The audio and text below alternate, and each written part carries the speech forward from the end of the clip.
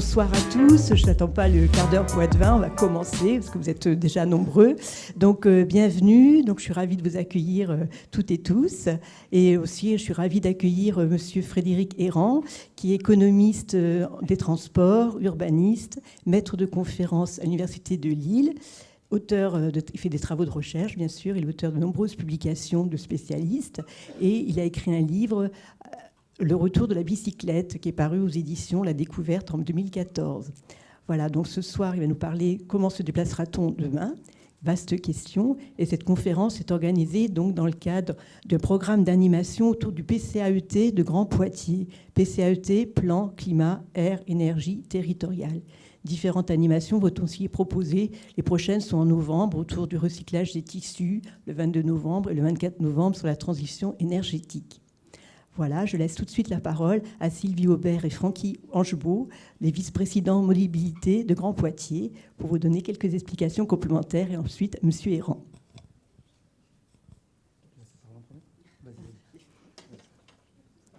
Bonsoir à toutes et tous. Merci à l'Espace Mendes France de nous accueillir ce soir pour cette conférence. Merci à vous, M. Errand, d'être présent pour ce sujet qui est un enjeu majeur. Au niveau de Grand Poitiers, nous sommes mobilisés pour voir comment nos déplacements, on pourra les penser différemment pour demain et comment déjà aujourd'hui on acte ces déplacements différents, parce qu'on sait que c'est un enjeu environnemental fort, mais c'est aussi un enjeu social très très fort.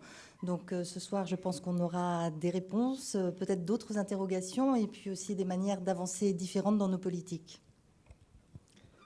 Bonsoir à toutes et tous. Franchement, ça fait plaisir de voir autant de monde pour ce type de conférence, surtout qu'il y avait eu assez peu de communication qui avait été faite, pas suffisamment à mon goût, mais au final, le rendez-vous est réussi, donc ça, c'est plutôt une bonne chose. Moi, clairement, je suis vraiment ravi d'accueillir Monsieur Errand ce soir. Pour la petite histoire, c'est ce que je vous disais tout à l'heure, c'est que le premier livre que j'ai lu au début de mandat, c'est justement Le retour de la bicyclette, qui m'avait été conseillé par un de mes collègues de travail. Et clairement, c'est un ouvrage, en tout cas, qui m'a vraiment éclairé sur la thématique des mobilités. Quand on parle de mobilité, effectivement, il y a le côté social, mais il y a le côté surtout environnemental. Et c'est vrai que dans le cadre du PCAET, en tout cas, ça a du sens en tout cas de faire ce type de conférence. À l'échelle nationale, les mobilités, c'est à peu près 31% des émissions de gaz à effet de serre. À l'échelle de Grand Poitiers, c'est plus de 50%. Donc c'est vraiment un enjeu crucial en termes environnementaux sur notre territoire. Et donc on est ravis en tout cas de pouvoir assister à cette conférence ce soir et puis peut-être d'échanger avec vous par la suite, parce que c'est un sujet qui est vraiment d'ampleur sur notre mandat. Et donc voilà sur quoi on travaille en tout cas avec Sylvie Aubert à l'échelle de Grand Poitiers. Et on va laisser tout de suite la parole à Monsieur Errand.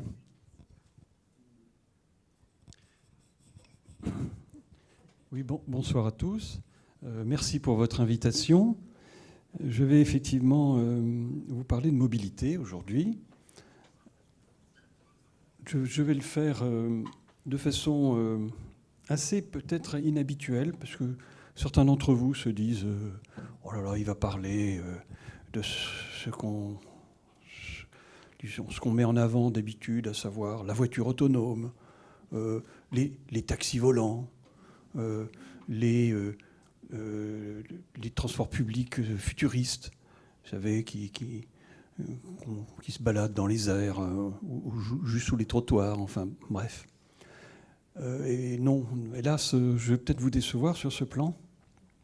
Je vais en parler de façon un peu plus docte, mais j'espère claire. Et effectivement, il y a énormément de choses à dire sur le sujet. En guise d'introduction, il faut que j'insiste sur le fait qu'il est indispensable de faire un diagnostic correct pour mieux imaginer l'avenir. Toutes les diapos, j'en profite, j'ouvre une parenthèse, toutes les diapos, là, elles seront publiques. Vous pourrez, inutile de prendre des photos, vous pourrez avoir le PowerPoint, enfin la présentation à l'issue de cette conférence. Elle sera peut-être mise sur un site, je ne sais pas lequel, mais ces diapos seront à votre disposition, bien entendu. Bon, donc établir un diagnostic, car très souvent il est escamoté. Qu'est-ce qui se passe ? Beaucoup pensent qu'il faut réduire le trafic auto, bon, parce qu'effectivement il doit créer quelques problèmes, mais ne pas effrayer les automobilistes pour autant. Et alors on se retrouve dans une situation absolument étonnante, c'est qu'on réduit le trafic auto, mais sans dire pourquoi. ou sans vraiment expliquer pourquoi. Or, ça vaut le coup de s'intéresser au pourquoi de cette réduction. En quoi la voiture pose problème ? On sait tous qu'elle a plein d'atouts. Je peux vous faire l'article sur la voiture. Il n'y a qu'à lire les pubs, et on connaît la chanson, mais c'est vrai que c'est un instrument de liberté formidable, que ça permet, on a tous des vacances sympas, passées en voiture à hurler des chansons dans l'habitacle. Donc c'est un mode de déplacement qui a évidemment des atouts, mais je ne suis pas là pour parler de ces atouts-là, je vais parler plutôt des problèmes que pose la voiture. Alors, comme on ne fait pas vraiment un diagnostic, on entend plein de choses très étonnantes. S'il n'y a pas de diagnostic, pourquoi embêter les automobilistes ? Donc il y a des gens qui disent, mais pourquoi on nous embête, quoi ? Pourquoi on taxe le stationnement ? Pourquoi on nous empêche de stationner où on veut ? Pourquoi on ne nous aide pas à acheter le carburant à des prix corrects, etc., etc. Il y a d'autres propos du même genre. Il ne faut pas opposer les modes de déplacement. Tous les élus ont un jour dit ça. Et c'est vrai, quelque part, les élus, leur rôle, c'est de le vivre ensemble, c'est de faire en sorte que tout le monde s'accepte, accepte les différences dans notre société. Et donc, effectivement, ne pas opposer les modes de déplacement. Pourtant, ils sont en concurrence, on le verra. Ils sont en concurrence, hélas. Il faut aussi le reconnaître. Donc, certains vont jusqu'à dire il faut arrêter la guerre des modes. Arrêtons d'opposer donc les piétons aux cyclistes, les cyclistes aux automobilistes, les automobilistes aux usagers des transports publics, etc. Et puis on ajoute tous les modes de déplacement sont complémentaires. Finalement, bon, voilà. Et puis on va jusqu'à dire toutes les solutions sont bonnes à prendre. Et là, ça devient vraiment problématique. Pourquoi ?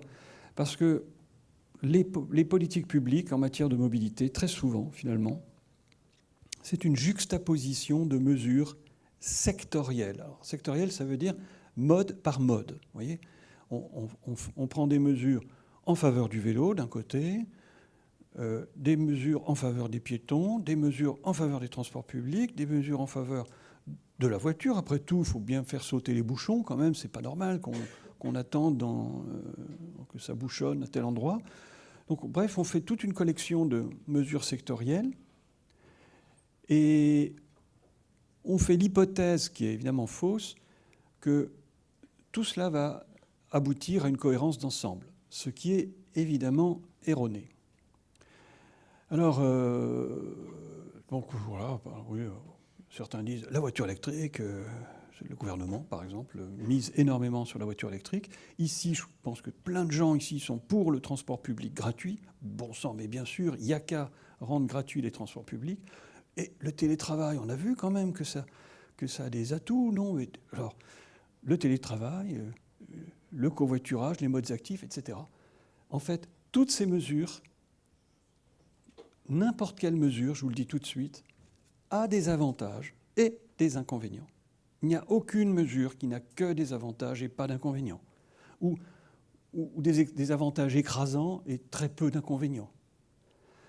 Hélas, c'est toujours plus compliqué. Alors on va tout de suite tordre le cou au transport public gratuit, donc on se dit ah ouais, c'est quand même une bonne idée, mais vous verrez, en fait, ça ne traite pas vraiment le problème. Et c'est ça, enfin, je ne vais pas en dire plus pour l'instant, on est dans l'intro. Alors, le plan de la conférence sera tout simple. On va d'abord passer du temps à expliquer le diagnostic, à expliquer en quoi la voiture pose problème. Et puis, on va ensuite aborder les solutions d'avenir. Donc, le diagnostic. On va commencer par les émissions de gaz à effet de serre. Et tout de suite, 2-3 chiffres. Il y aura des chiffres de temps en temps, désolé si vous n'aimez pas trop ça. Il faut objectiver les choses. De temps en temps, il faut dire les choses telles qu'elles sont. Donc le transport, c'est 31% des émissions de gaz à effet de serre en France, dont plus de la moitié, c'est lié à la voiture. Voilà, c'est pour cadrer. Et le transport, c'est un secteur, c'est le seul dont les émissions de gaz à effet de serre ne diminuent pas, continuent à augmenter ces dernières décennies. Donc il y a urgence à essayer de faire quelque chose. L'ADEME, qui est l'Agence de la transition écologique, retient 5 facteurs dans son diagnostic pour construire sa stratégie nationale bas carbone. C'est comme ça qu'on appelle la stratégie visant à essayer de réduire les émissions de gaz à effet de serre. Alors ces 5 facteurs, je les explique un tout petit peu parce que je vais reprendre ces 5 facteurs comme fil conducteur dans le topo. La demande de transport, de quoi s'agit-il ? Du nombre de déplacements et des distances parcourues. C'est ça la demande. Combien de déplacements par jour on fait et puis quelle distance on parcourt. Bon. Le report modal, c'est un nom savant pour dire changement de mode de déplacement. Et le report modal, évidemment, ça consiste à essayer de se déplacer moins en voiture, moins en 2 roues motorisées et plus avec d'autres modes plus vertueux sur le plan environnemental. Bon. Le taux de remplissage des véhicules, c'est le nombre de personnes par véhicule, ça c'est facile à comprendre. L'efficacité énergétique des véhicules, c'est l'énergie consommée par kilomètre parcouru et par personne transportée. Donc si on a une bonne efficacité énergétique, on dépense peu d'énergie par kilomètre parcouru et par personne transportée et inversement. L'intensité carbone de l'énergie, c'est les émissions de gaz à effet de serre par unité d'énergie consommée. Il se trouve que ces 5 facteurs permettent de décomposer les émissions de CO2. Alors, ça, c'est à peu près le seul graphique, rassurez-vous, pas trop, mais il en faut de temps en temps. Quand on décompose l'évolution des émissions de CO2 du transport de voyageurs, de 1960 à 2017, c'est un travail fait par mon collègue Aurélien Bigot pour l'ADEME. C'est une thèse qu'il a rendue en 2020. Et ce graphique, je vais vous l'expliquer simplement. En noir, là, vous avez les émissions de CO2 du transport de voyageurs. Et on voit que ça grimpe, puis ça stagne un peu, ça a baissé un peu avec la 2008, il y a eu une crise économique qui a évidemment un peu tassé les émissions, mais sinon ça ne baisse pas vraiment en ce moment. Alors c'est cette courbe noire là, enfin gris sombre, qu'il faut expliquer. On a vu qu'il y a 5 facteurs qui l'expliquent. Eh bien, il y en a un qui, à lui tout seul, c'est la demande. La demande, à elle toute seule, explique l'essentiel. C'est-à-dire qu'en fait, pourquoi il y a toujours plus d'émissions de CO2 ? Parce qu'on se déplace toujours plus vite, toujours plus loin, et en nombre et plus souvent. Mais surtout à cause de l'augmentation des distances parcourues. Mais après, il y a d'autres facteurs, vous voyez, qui jouent beaucoup moins. Les autres facteurs, il faut revenir. C'est voilà, le report modal. Alors, le report modal, en fait, ça joue un tout petit peu. Il y a eu en fait, on a de plus en plus utilisé la voiture et de moins en moins les transports publics, mais pas tellement moins, donc ça joue un peu. Ensuite, on avait le taux de remplissage. Les voitures sont de moins en moins remplies. Il y a de plus en plus de gens tout seuls dans leur voiture.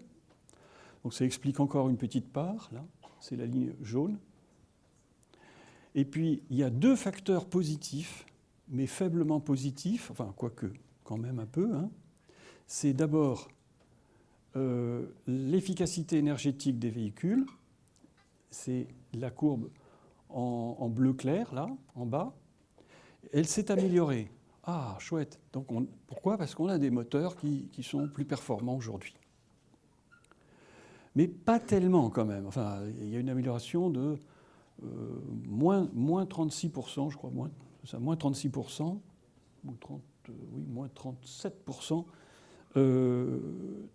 d'énergie dépensée pour se déplacer.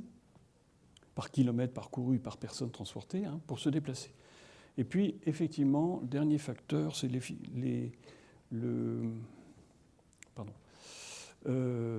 l'intensité carbone de l'énergie.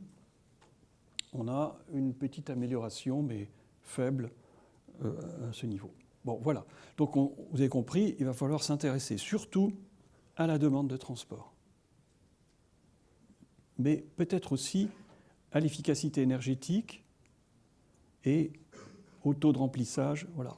Ça va être les principaux leviers, comme on dit aujourd'hui, sur lesquels agir. Bon, alors on va regarder un petit peu, je vais aller relativement vite là-dessus, mais c'est intéressant quand même de détailler un peu. La demande de transport, comment elle a évolué depuis 70 ans? Les déplacements, eux, n'ont pas beaucoup bougé. On se déplace toujours à peu près 3 à 4 fois par jour. Attention, hein, c'est des moyennes. Toute moyenne cache d'énormes disparités. Donc, en moyenne, on constate que le Français moyen, lui, il se déplace en moyenne 3 à 4 fois par jour. Évidemment, des jeunes comme vous, enfin les jeunes ici présents, se déplacent sans doute un peu plus souvent. Vous allez peut-être vous demander, mais combien de déplacements par jour je fais? Vous êtes peut-être plutôt à 4, 5, 6.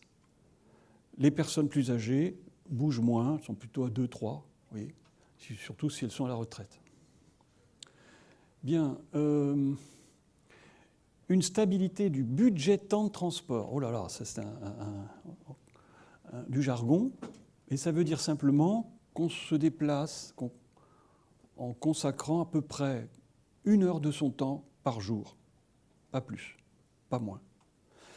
Là encore, c'est une moyenne qui cache de grandes disparités. Ceux qui habitent très loin, en périphérie, et qui viennent au boulot, ils vont peut-être mettre 1 heure pour venir, 1 heure pour rentrer, ça fait 2 heures dans la journée. Et d'autres, ils habitent tout près de leur boulot, ils vont peut-être mettre 10 minutes pour y aller, 10 minutes pour rentrer. Il y a de grandes disparités. Mais c'est quand même très stable aussi, cette heure par jour, c'est très stable. Alors on dirait, mais si le nombre de déplacements, le budget de temps et les distances parcourues sont stables, mais qu'est-ce qui donc peut bouger? Alors, vous l'avez compris, c'est la vitesse et les distances. Mais n'anticipons pas. Pourquoi pourquoi les distances parcourues? Vous voyez, les distances parcourues ont augmenté de 4,7, ont été multipliées par 4,7 en 60 ans, presque 5, une multiplication par presque 5. C'est lié à la croissance démographique, ok, bon, c'est non négligeable ça, plus 56%. On est 56% plus nombreux en 70 ans. Hein. Voilà ce que ça veut dire, c'est lié au baby-boom, à la baisse des coûts du transport, ça c'est moins connu. Le coût réel du carburant, je ne sais pas si vous vous rendez compte, a été divisé par 3. Qu'est-ce que c'est que le coût réel? C'est en nombre d'heures de travail nécessaires pour acheter 1 litre, il faut aujourd'hui 3 fois moins d'heures de travail pour acheter 1 litre de carburant, aujourd'hui. Ah, on dirait, mais oui, mais ça a augmenté beaucoup ces tout derniers moments, puis ça a rebaissé, etc. Alors, donc, quand je dis aujourd'hui, c'est, disons, jusqu'à la crise sanitaire, enfin, jusqu'aux périodes troublées de ces 2-3 dernières années, une division par 3, c'est énorme, énorme. Aux aménagements routiers, on a fabriqué en France, depuis 60 ans, 11 700 km d'autoroutes. Il n'y avait rien, il n'y avait aucun kilomètre d'autoroute, ou pratiquement rien, peut-être ouais. Dans les années 50, on a commencé à construire les tout premiers kilomètres d'autoroute. On est parti de zéro, quoi. Et voilà, c'est lié à la hausse des vitesses moyennes. Et les vitesses moyennes en 60 ans ont été multipliées par 3. On va beaucoup plus vite aujourd'hui qu'il y a 60 ans. Et si on revenait au Moyen-Âge, la vitesse de déplacement, c'était la vitesse à pied. C'était 4 km/h. Bon, évidemment, aujourd'hui, on va beaucoup plus vite. Alors, la conséquence majeure, elle est fondamentale, c'est qu'on ne gagne jamais de temps. On en profite toujours pour aller plus loin. Comment je déduis ça? Si on prend toujours 1 heure pour se déplacer par jour, ça veut dire que tout le temps gagné ne sert absolument pas à gagner vraiment du temps, mais à aller plus loin. Vous avez pigé? C'est fondamental de comprendre ça, car énormément de choses en découlent. Autrement dit, quand on nous présente, quand on nous dit on inaugure un nouveau tronçon d'autoroute, ou bien une nouvelle ligne de TGV, ou un nouveau métro, que sais-je, on nous dit toujours, grâce à ça, vous allez gagner du temps. Eh bien non. À court terme, oui, c'est vrai, mais à long terme, on en profite pour aller plus loin. On utilise ce temps gagné, entre guillemets, pour aller plus loin. Alors, les conséquences sont énormes. Donc là, je vais illustrer ça par le trafic induit par les grandes infrastructures de transport. Qu'est-ce que c'est que le trafic induit? On constate, ce n'est pas une théorie, je ne vous fais pas de la théorie. Là. On constate, on regarde et on voit que, aussi étrange que ça puisse paraître, quand on construit des autoroutes et des voies rapides, eh ben, vous connaissez l'expression, ce sont des aspirateurs à voiture. En clair, ça veut dire qu'une nouvelle autoroute réduit les bouchons à court terme, là tout de suite, ça réduit les bouchons, c'est vrai. Le jour de l'inauguration, il y a moins de bouchons, c'est certain, mais assez vite, à moyen, long terme, c'est-à-dire au bout de quelques semaines, quelques mois, quelques années tout au plus, les bouchons reviennent. Et on se dit, tout ça pour ça. Alors il y a toujours quelqu'un pour dire, il n'y a qu'à faire encore, élargir l'autoroute, ou bien une deuxième autoroute à côté. Et hop, on continue. Donc vous voyez, on est dans une fuite en avant. Fuite en avant qui aujourd'hui est mortifère, c'est-à-dire qui nous amène dans le mur. Pour dire les choses clairement. Alors qu'est-ce que c'est que le trafic induit? C'est qu'une nouvelle infrastructure routière peut augmenter le trafic au-delà des prévisions calculées par les modèles de trafic. Waouh! Alors attendez, donc modèle de trafic, j'explique. Les ingénieurs trafic, les ingénieurs dont la spécialité c'est de gérer le trafic, construisent des modèles, un modèle mathématique, pour essayer de comprendre comment ça se passe. Eh bien, ces modèles sont très sophistiqués aujourd'hui. Ils utilisent des milliers de données qui moulinent comme ça en permanence pour essayer de comprendre. C'est grâce à ces modèles qu'on est au courant des endroits où ça coince, où il y a des bouchons. Sur vos applis d'aide à la conduite, dans ces applications, on vous signale les bouchons.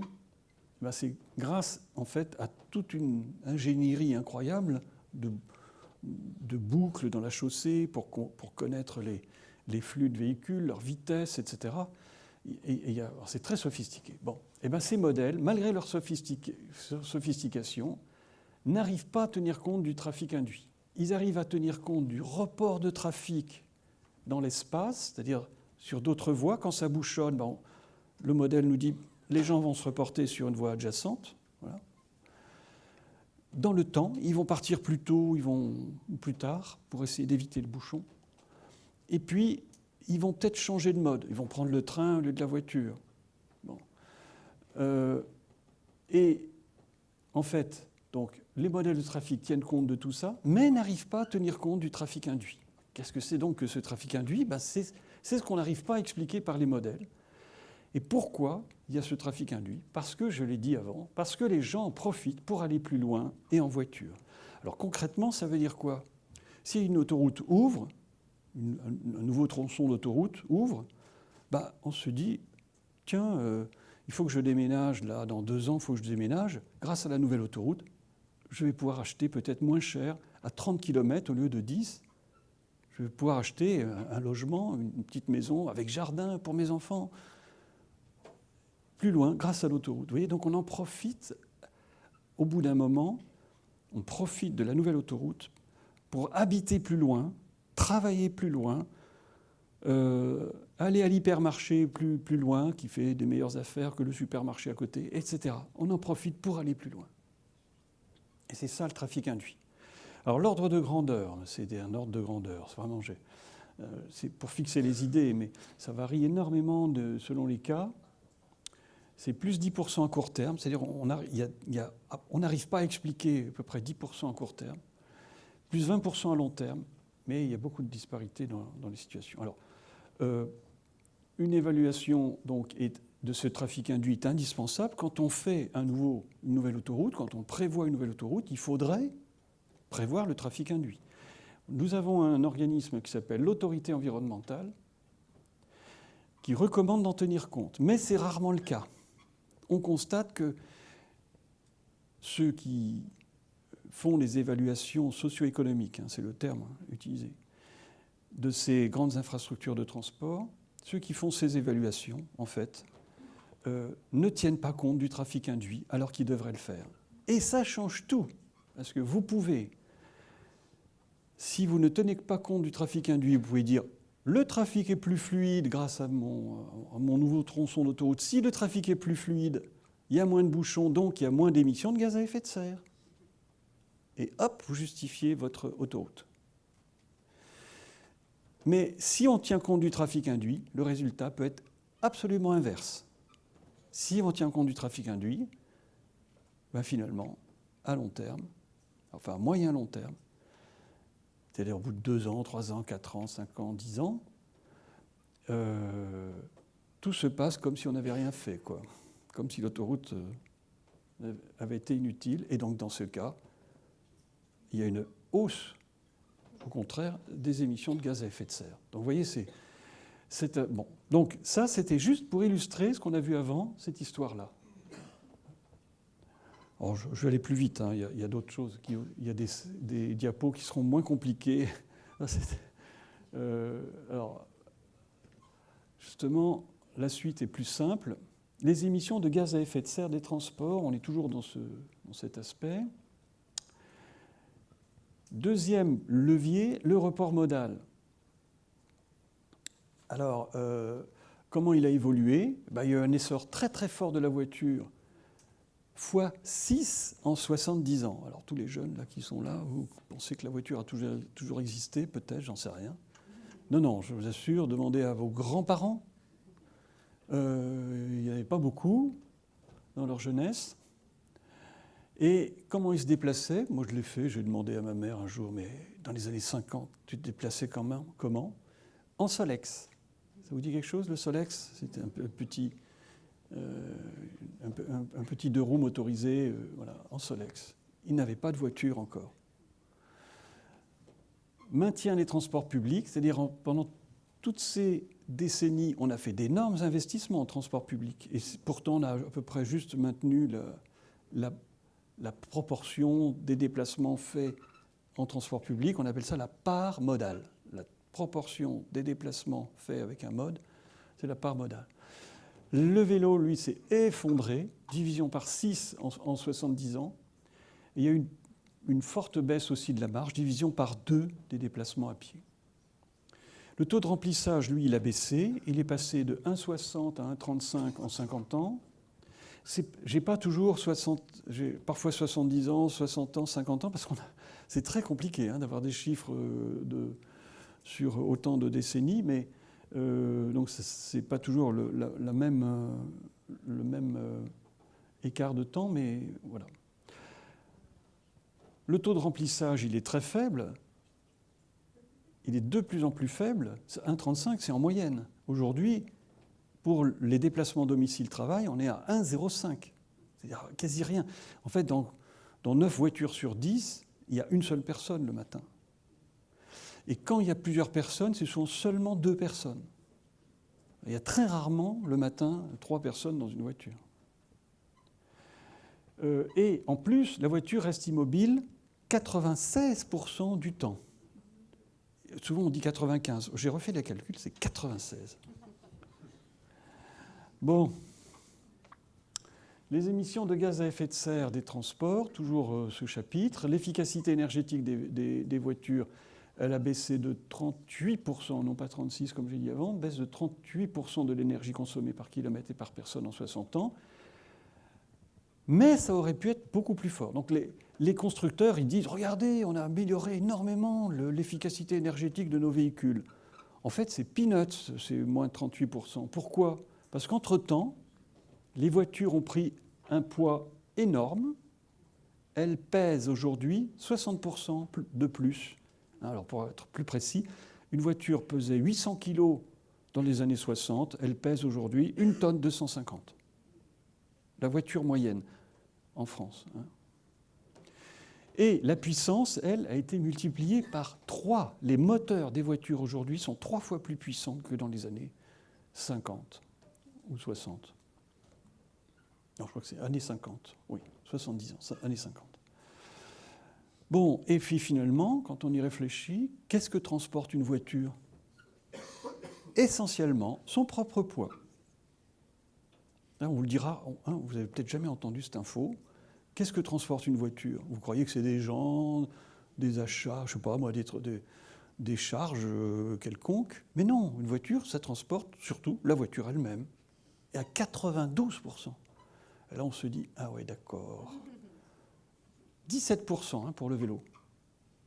Le vélo, il transporte seulement à 17%. Le taux de poids mort, on dit ça comme ça, le taux de poids mort du vélo est de 17% contre 92% pour la voiture. Quant à l'intensité carbone de l'énergie, il n'y a pas grand-chose à en dire parce que on utilise toujours, enfin, sauf ces tout derniers temps, la voiture électrique, le même type de carburant depuis toutes ces décennies. Passons maintenant aux nuisances des transports. Alors, vous les connaissez. On cite toujours les 4 suivantes. Ah oui, une petite précision avant. Les gaz à effet de serre, le CO2 n'est pas un polluant. C'est pas un polluant.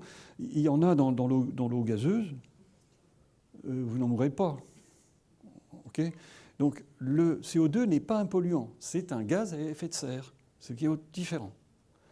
En revanche, les polluants, c'est les particules, les oxydes d'azote, les oxydes de carbone, les composés organiques volatiles. Enfin, il y a toutes sortes de polluants. Il y en a énormément en fait, mais je ne peux pas trop détailler.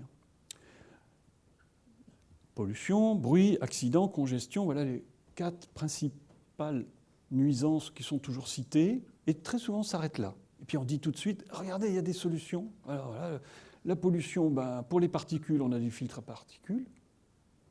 Pour les oxydes d'azote, le pot catalytique. Puis la voiture électrique, quand même, elle supprime tout ça. Le bruit, on a des normes déjà qui ont déjà beaucoup amélioré les choses. Les voitures d'aujourd'hui font beaucoup moins de bruit que dans les années 70. Et puis ça va encore être serré en 2026. Voilà, donc oui, on bosse, quoi. Et qui bosse, c'est l'Europe. Tiens, à propos, tous ceux qui pensent que l'Europe ne fait rien, c'est grâce à l'Europe qu'on a ces évolutions. Les accidents, ils ont énormément baissé. Aujourd'hui, on a, je sais pas, 6 fois moins d'accidents mortels.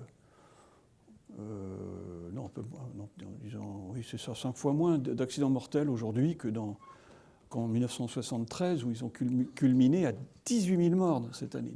Cette année-là, 18 000 morts. Et enfin, la congestion, il y aura toutes sortes de solutions, dont les nouvelles infrastructures qu'on a vues. On a vu pourtant que c'est assez foireux, les nouvelles infrastructures, pour limiter les bouchons. Bon. Alors, on se dit, il y a certains de mes collègues qui défendent à mordicus la voiture, disent, regardez tous ces progrès, la voiture n'est plus un problème. Ne génère plus du tout les mêmes nuisances qu'autrefois. Regardez tous les progrès qu'on a réalisés. Et quand on gratte un peu, on s'aperçoit qu'on découvre continuellement en fait de nouveaux problèmes. On croyait avoir réduit la pollution et on se découvre que les particules émises par l'abrasion des freins, des pneumatiques et des chaussées n'est absolument pas négligeable. C'est les particules émises par l'abrasion de ces 3 composants là. Aujourd'hui, on estime que c'est désormais autant, sinon plus, que les particules émises par les carburants, enfin les carburants, la combustion des carburants. On découvre aussi qu'on a réduit fortement, c'était le test du mouchoir, vous avez peut-être vu ça, sur des petites vidéos. Regardez, grâce au filtre à particules, le mouchoir blanc devant le pot d'échappement reste blanc, il reste propre. Alors c'est vrai, mais avec ça, on a éliminé seulement les grosses particules, les particules dites fines. Parce qu'il y a des fines, des très fines et des ultra fines. Donc les ultra fines, on ne les a pas éliminées et on ne les voit pas. Le mouchoir peut rester blanc, elles sont là quand même, et elles sont terribles, ces particules, parce qu'elles franchissent la barrière des poumons. Les particules fines restent dans les poumons, et ce n'est pas trop grave.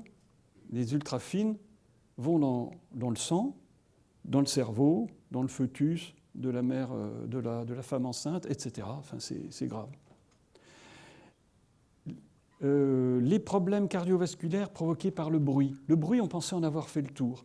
Et les dernières enquêtes sur le bruit montrent que, non. Ça peut provoquer des problèmes cardiovasculaires qu'on n'avait pas imaginés avant.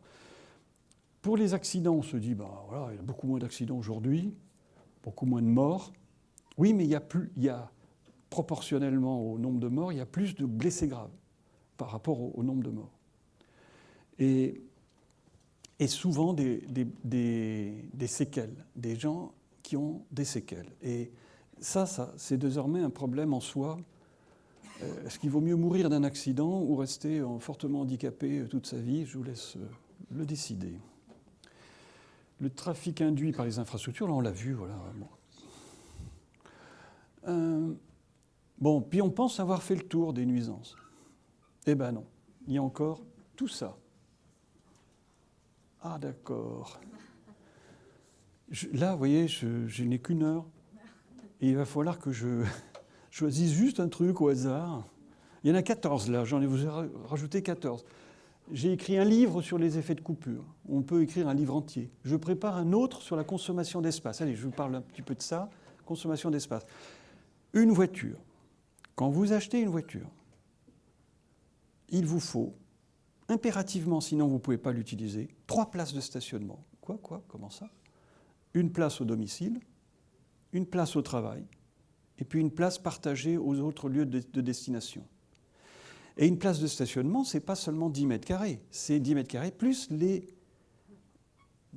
espaces de dégagement, on appelle ça, les accès, si vous voulez, à la place. Si c'est une place le long de la voirie, effectivement, là, on n'a pas besoin de voie d'accès. Mais si c'est en parking ou dans un garage, on a besoin d'une voie d'accès. Bref, je vous passe tous les calculs. Je les ai faits pour vous. 65 mètres carrés uniquement pour stationner. Voilà ce dont a besoin une voiture. En fait, ce n'est pas moi qui ai fait le calcul. Enfin, moi, j'ai fait des calculs, mais qui demandent encore à être recroisés, revérifiés, etc. Et c'est la communauté urbaine de Lille, aujourd'hui Lille Métropole, qui a fait ces calculs il y a quelques années. 65 mètres carrés, voilà. Vous voulez acheter une voiture, il vous faut absolument 65 mètres carrés uniquement pour stationner. Et ensuite, il faut à peu près, pour circuler, à peu près 45 mètres carrés pour circuler. 110 mètres carrés pour stationner et circuler.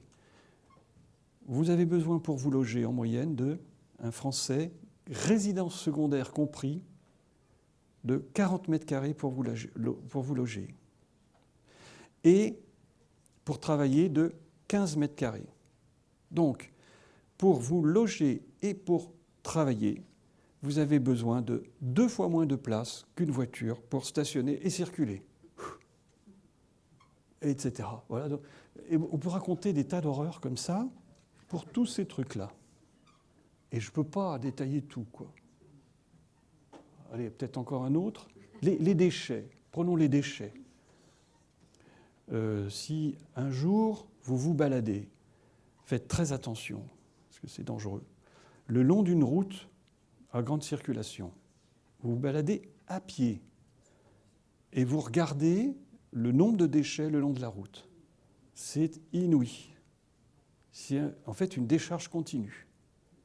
Et là où il y a le plus de problèmes, c'est dans les régions très touristiques, par exemple en Corse. Et ce n'est pas les Corses qui sont sales, c'est les touristes qui jettent. Bon.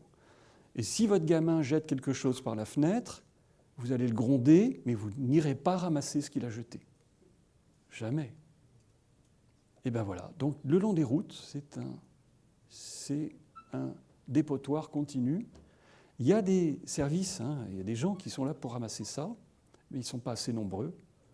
Il y a des opérations quartier propre ou village propre, mais c'est très insuffisant hein, par rapport à cet immense problème. Alors j'arrête parce que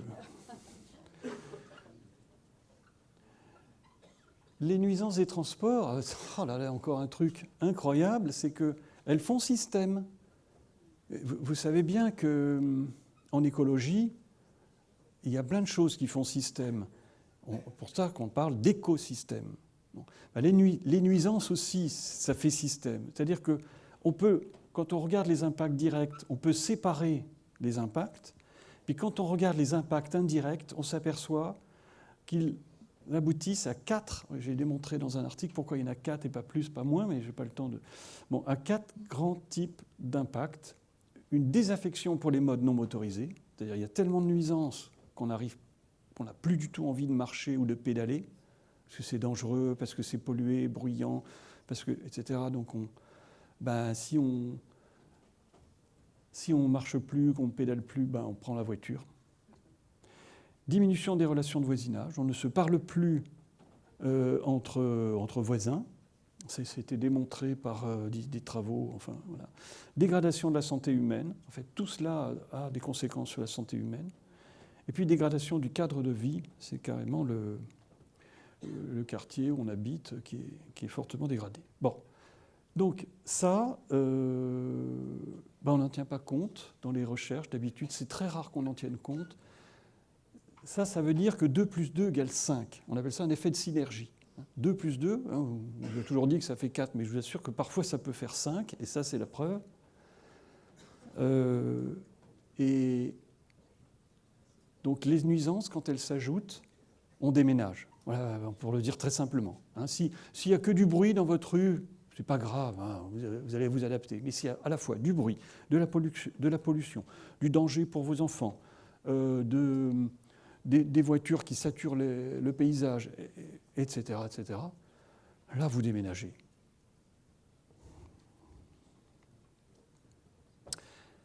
Allez, encore un dernier aspect, et non des moindres, vous allez voir, c'est l'épuisement des ressources naturelles liées au transport.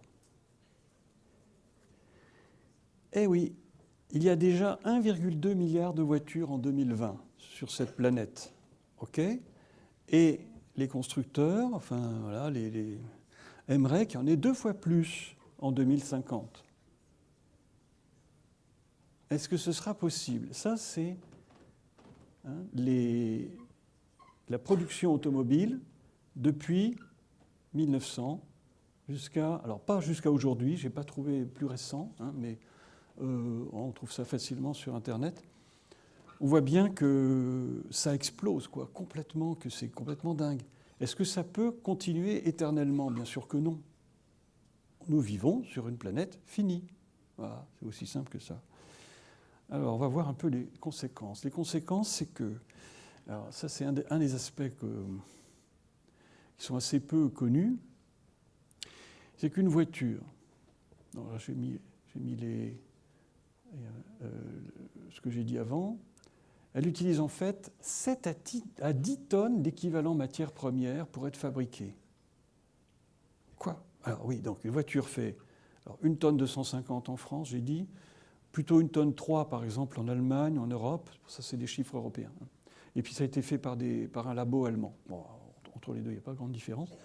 Donc, une voiture d'1 tonne 3, en fait, utilise 7 à 10 tonnes d'équivalent matière première pour être fabriquée. Car il faut plein de choses pour faire une voiture. Par exemple, il faut extraire des usines d'extraction de minerais, de raffinement des minerais, pour les transformer en métaux, par exemple. Puis construire des usines de fabrication de voitures, trimballer ces voitures d'un bout à l'autre de la planète pour les commercialiser, en bateau, en camion, en train, en camion, etc. Bon, bref, il y a des gens qui s'amusent à regarder ce qu'on appelle l'empreinte matière d'une voiture et de toutes sortes d'objets. Vous avez peut-être vu déjà des empreintes matière pour des téléphones portables, par exemple. c'est une énorme empreinte. Hein. La voiture, l'empreinte est aussi très importante. Donc on n'entend jamais ce chiffre, mais 7 à 10 tonnes. Alors quand on sait que dans une voiture, il y a en fait à peine plus de 100 kg de personnes et de charges, ça veut dire que 1%, hein, par rapport à la quantité de matériaux nécessaires, ce qui est transporté ne représente qu'un peu plus vaguement plus que 1%, quoi. Encore un chiffre un peu vertigineux. Donc là, je vais sauter parce que je n'ai pas assez de temps, mais vous lirez tranquillement. Évidemment, il y a une pression accrue sur les métaux, des métaux de plus en plus utilisés, des gisements de plus en plus difficiles à exploiter, des métaux de plus en plus difficiles à recycler. Si vous croyez qu'on peut recycler tous les métaux éternellement, ben voilà, c'est faux. C'est très compliqué, par exemple, de séparer un alliage. Séparer les différents métaux qui sont dans un alliage, c'est très très compliqué, très coûteux en énergie et en dollars ou en euros. Et puis avec des dégâts miniers considérables, absolument considérables. Et il y a un rapport qui est sorti récemment, et il y en a un deuxième complémentaire qui devrait apparaître bientôt. Il y a une association qui s'appelle Systext, pour système d'extraction, ça veut dire, système d'extraction. Et ben cette association, elle a sorti un rapport qui décoiffe, où elle explique, c'est que des spécialistes des mines hein, qui se sont réunis dans une association pour dire, ça suffit de dire que les mines pourraient être vertes, hein, pourraient être durables. On dit que les mines peuvent être durables. Bon, c'est complètement faux, c'est le contraire. Et il montre que les mines sont de plus en plus, provoquent en fait de plus en plus de dégâts sur l'environnement. Je n'ai pas le temps de détailler. Oui, c'est pas très gai ce que je vous raconte, mais rassurez-vous, il y a des solutions, on va les aborder. Alors le bilan du diagnostic, c'est que la voiture, elle est géniale, elle est polyvalente, confortable, agréable, utile, tout ce que vous voulez, mais elle est très sous-utilisée. Voilà, ce qu'il faut comprendre, c'est qu'une voiture, c'est très très mal utilisé, quoi. Très très peu dans le temps, et aussi sa capacité très sous-utilisée. Et donc, tout de suite, on se dit, bah oui, ça doit être un gâchis fantastique. Et ça l'est effectivement. Hein. Donc, un énorme gâchis de ressources. Il y a aussi beaucoup d'émissions de gaz à effet de serre, et puis de très nombreuses nuisances. Bon, voilà. Donc, une mobilité fondée sur l'usage généralisé de l'automobile n'est pas durable, c'est certain. Sauf que tout dépend de l'horizon considéré.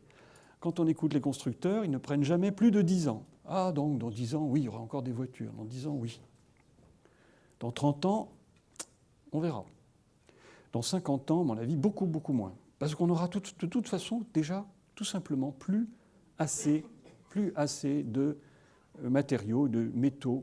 Quels sont les métaux qui manqueront en premier? Je n'en sais rien. Mais on aura des goulots d'étranglement, on aura des problèmes. Et en fait, ce n'est pas les métaux qui deviendront rares, ils deviendront surtout de plus en plus chers. C'est ça ils deviendront rares, et parce que rares, de plus en plus chers. Et en clair, je ne l'ai pas bien écrit dans ce PowerPoint, dans ce diaporama, en clair, la voiture coûtera de plus en plus cher. Et ça a déjà commencé. Plus 30% ces 10 dernières années. Pour le coup le prix des voitures neuves a augmenté de 30% ces 10 dernières années. Il faut enlever l'inflation. Alors, si on enlève l'inflation, c'est peut-être 15-20%, quoi. Et 15-20%, ce n'est pas négligeable. Ça, on le sent passer. Hein. Donc les voitures sont de plus en plus chères et elles coûteront encore de plus en plus cher. Ça, c'est... Alors, peut-être avec des fluctuations, mais bon. Ah, on arrive aux solutions. Ah, là, maintenant, mais vous allez voir, ce n'est pas si simple. Et tout de suite, ça décoiffe. Une remarque de méthode. Il est toujours plus efficace de traiter un problème à la source plutôt que d'utiliser des palliatifs. Une fois quand on a écrit ça, vous voyez, on se dit, bah oui, ça doit être vrai. Et si on l'appliquait à nos problèmes, vous allez voir que... Bon, cette affaire-là a été très bien théorisée dans une discipline que malheureusement on ne connaît pas bien en France, mais qui s'est développée aux États-Unis, qui s'appelle le problem solving. Et ça, c'est utilisé dans l'industrie. malheureusement, ce n'est pas appliqué au déplacement. Alors, on va regarder pour un certain nombre de solutions. Prenons le télétravail. Le télétravail, est-ce que ça réduit le trafic auto? Pas directement. Non, pas directement. C'est censé se substituer au déplacement.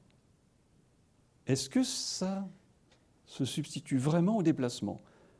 On a maintenant toutes les études qu'il faut pour dire que non. Quoi? Qu'est-ce qu'il raconte? J'explique. Si vous êtes en télétravail, imaginons que vous obteniez 2 jours par semaine, ou 3 jours, vous êtes 3 jours en télétravail par semaine, et que c'est devenu, que c'est désormais acté par votre employeur, vous serez systématiquement 3 jours par semaine en télétravail. Vous allez en profiter pour habiter à la campagne. Non?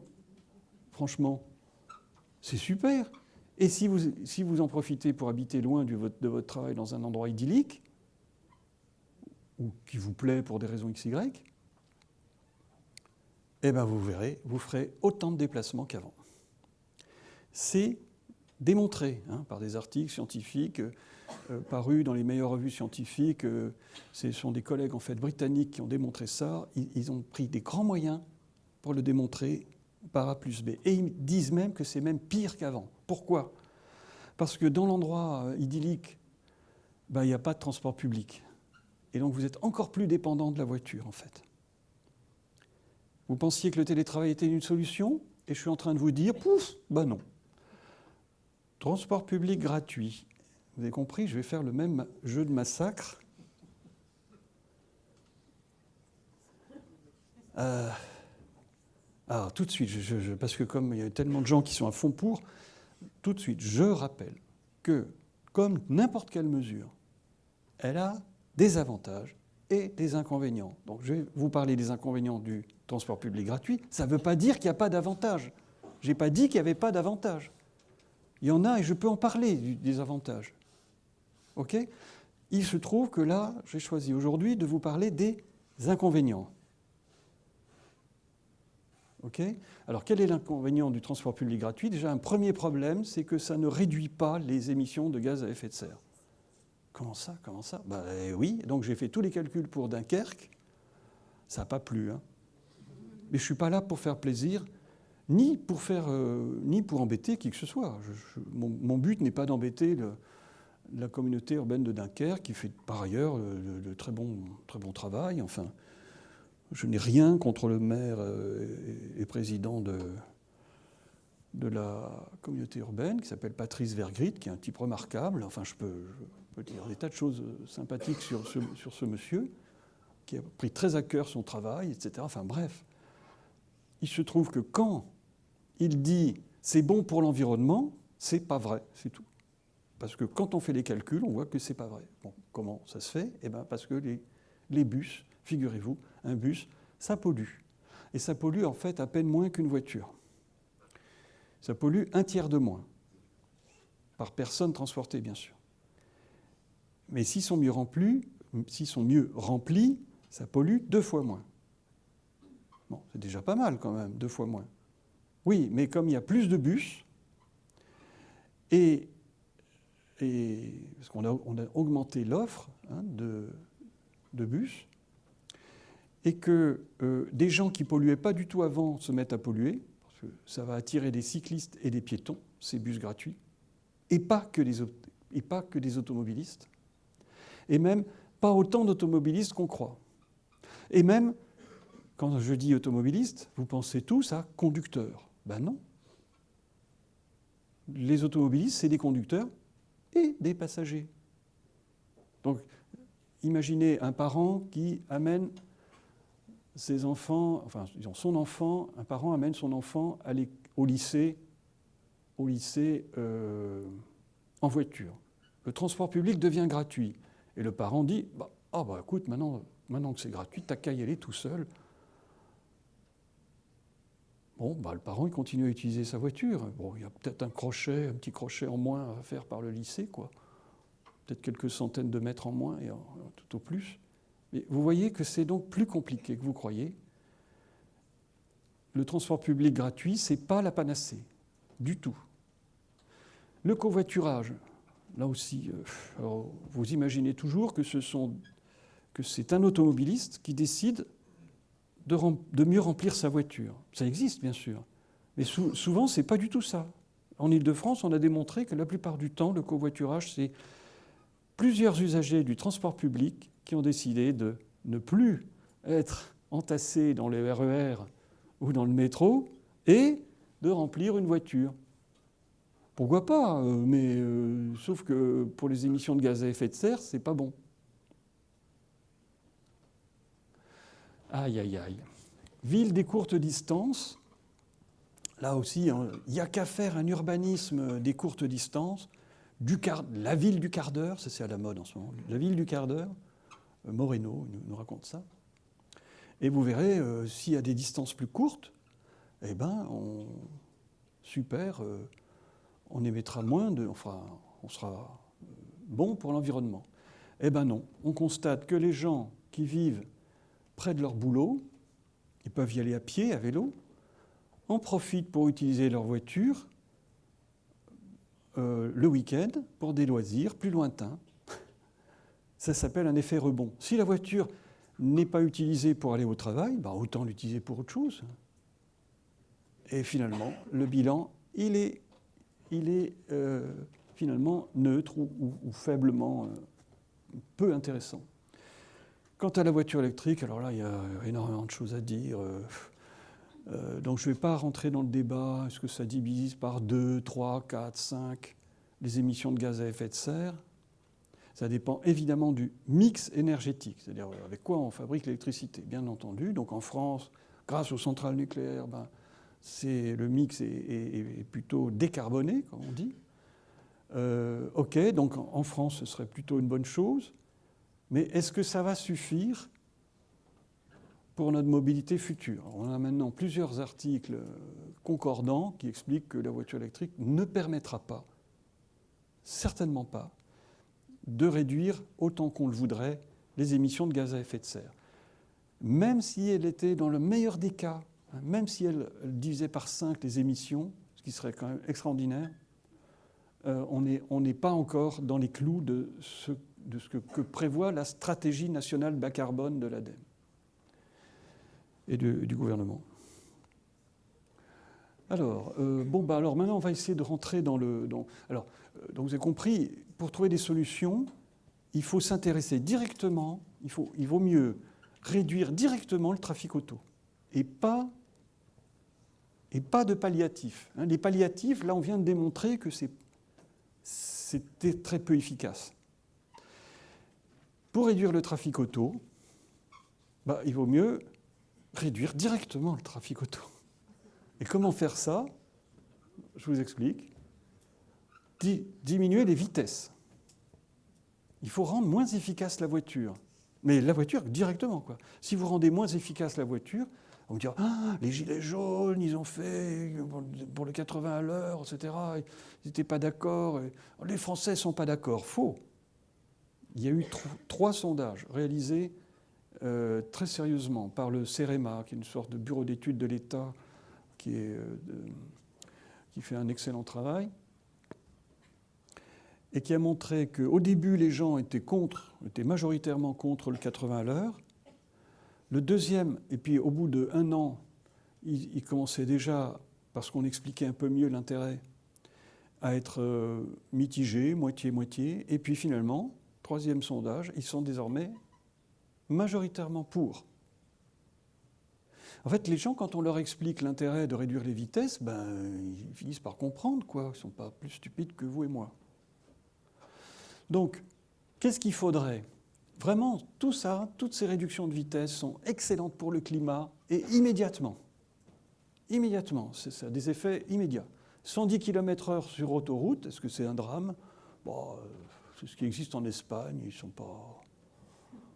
Les Espagnols ne sont pas à l'agonie. Donc, vous avez compris, c'est tout à fait faisable. On vous dire, on va se traîner sur l'autoroute. Oui, mais le climat, si on passe de 130 à 110, on réduit de 16% les émissions de gaz à effet de serre tout de suite.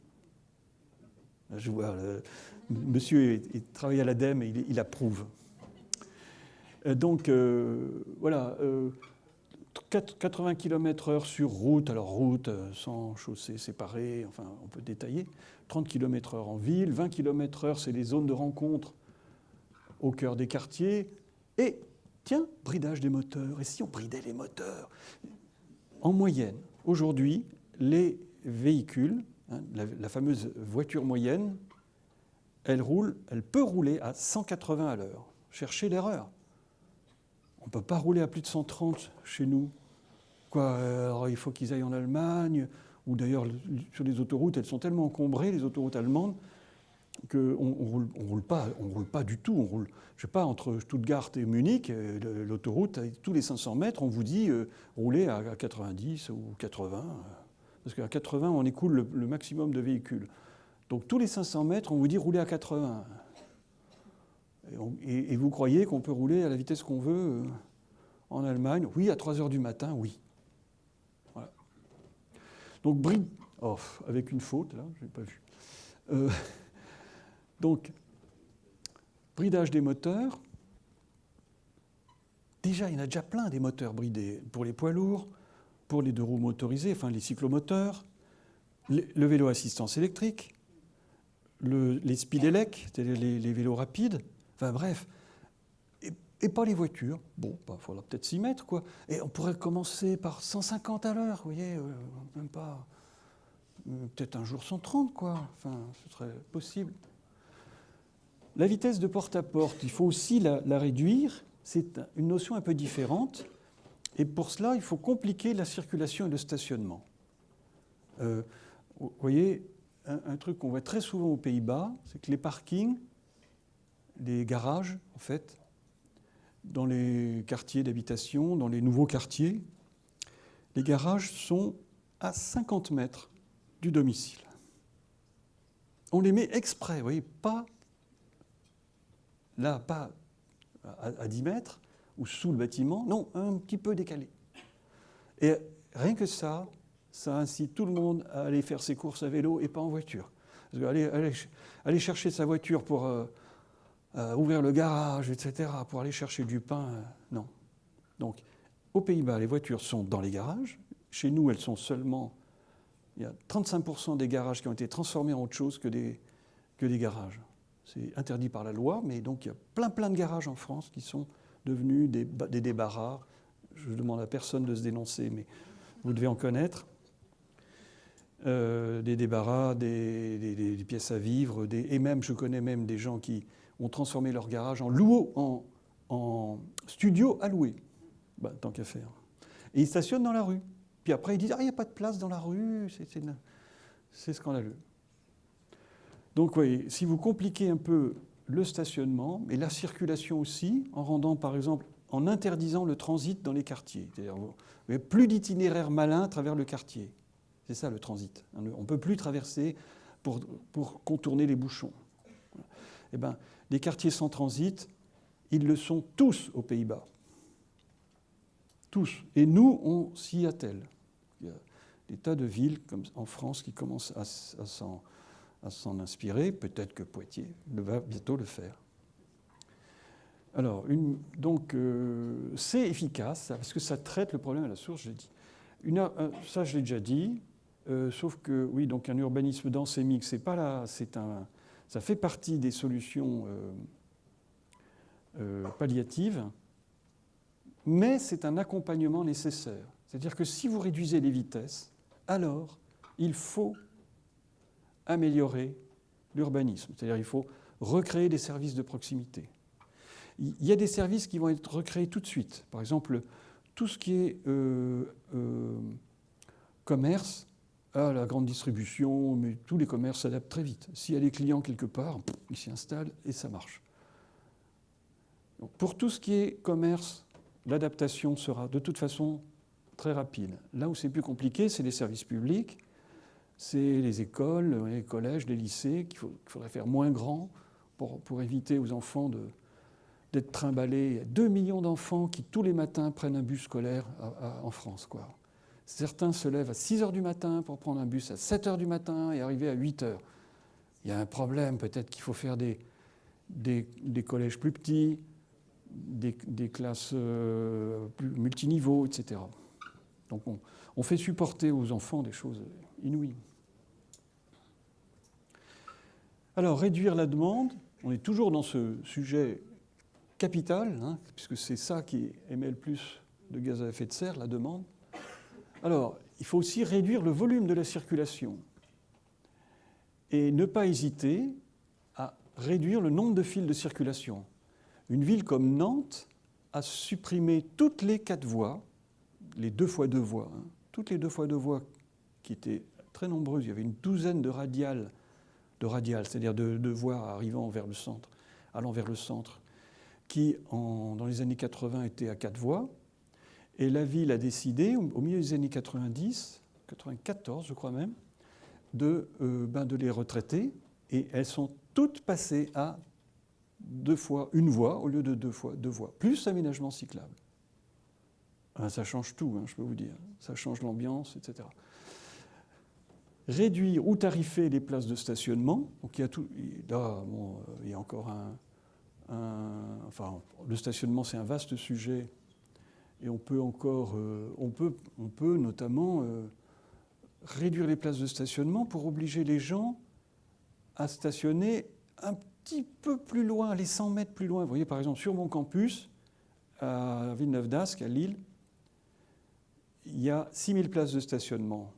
3000 seulement sont utilisées. Et tout le monde dit, il n'y a pas de place pour stationner. Tout ça parce qu'ils ne veulent pas faire 300 mètres à pied, quoi. Des gens de votre âge, là, enfin, il y a plein de jeunes, donc, qui ont les moyens, hein, de marcher.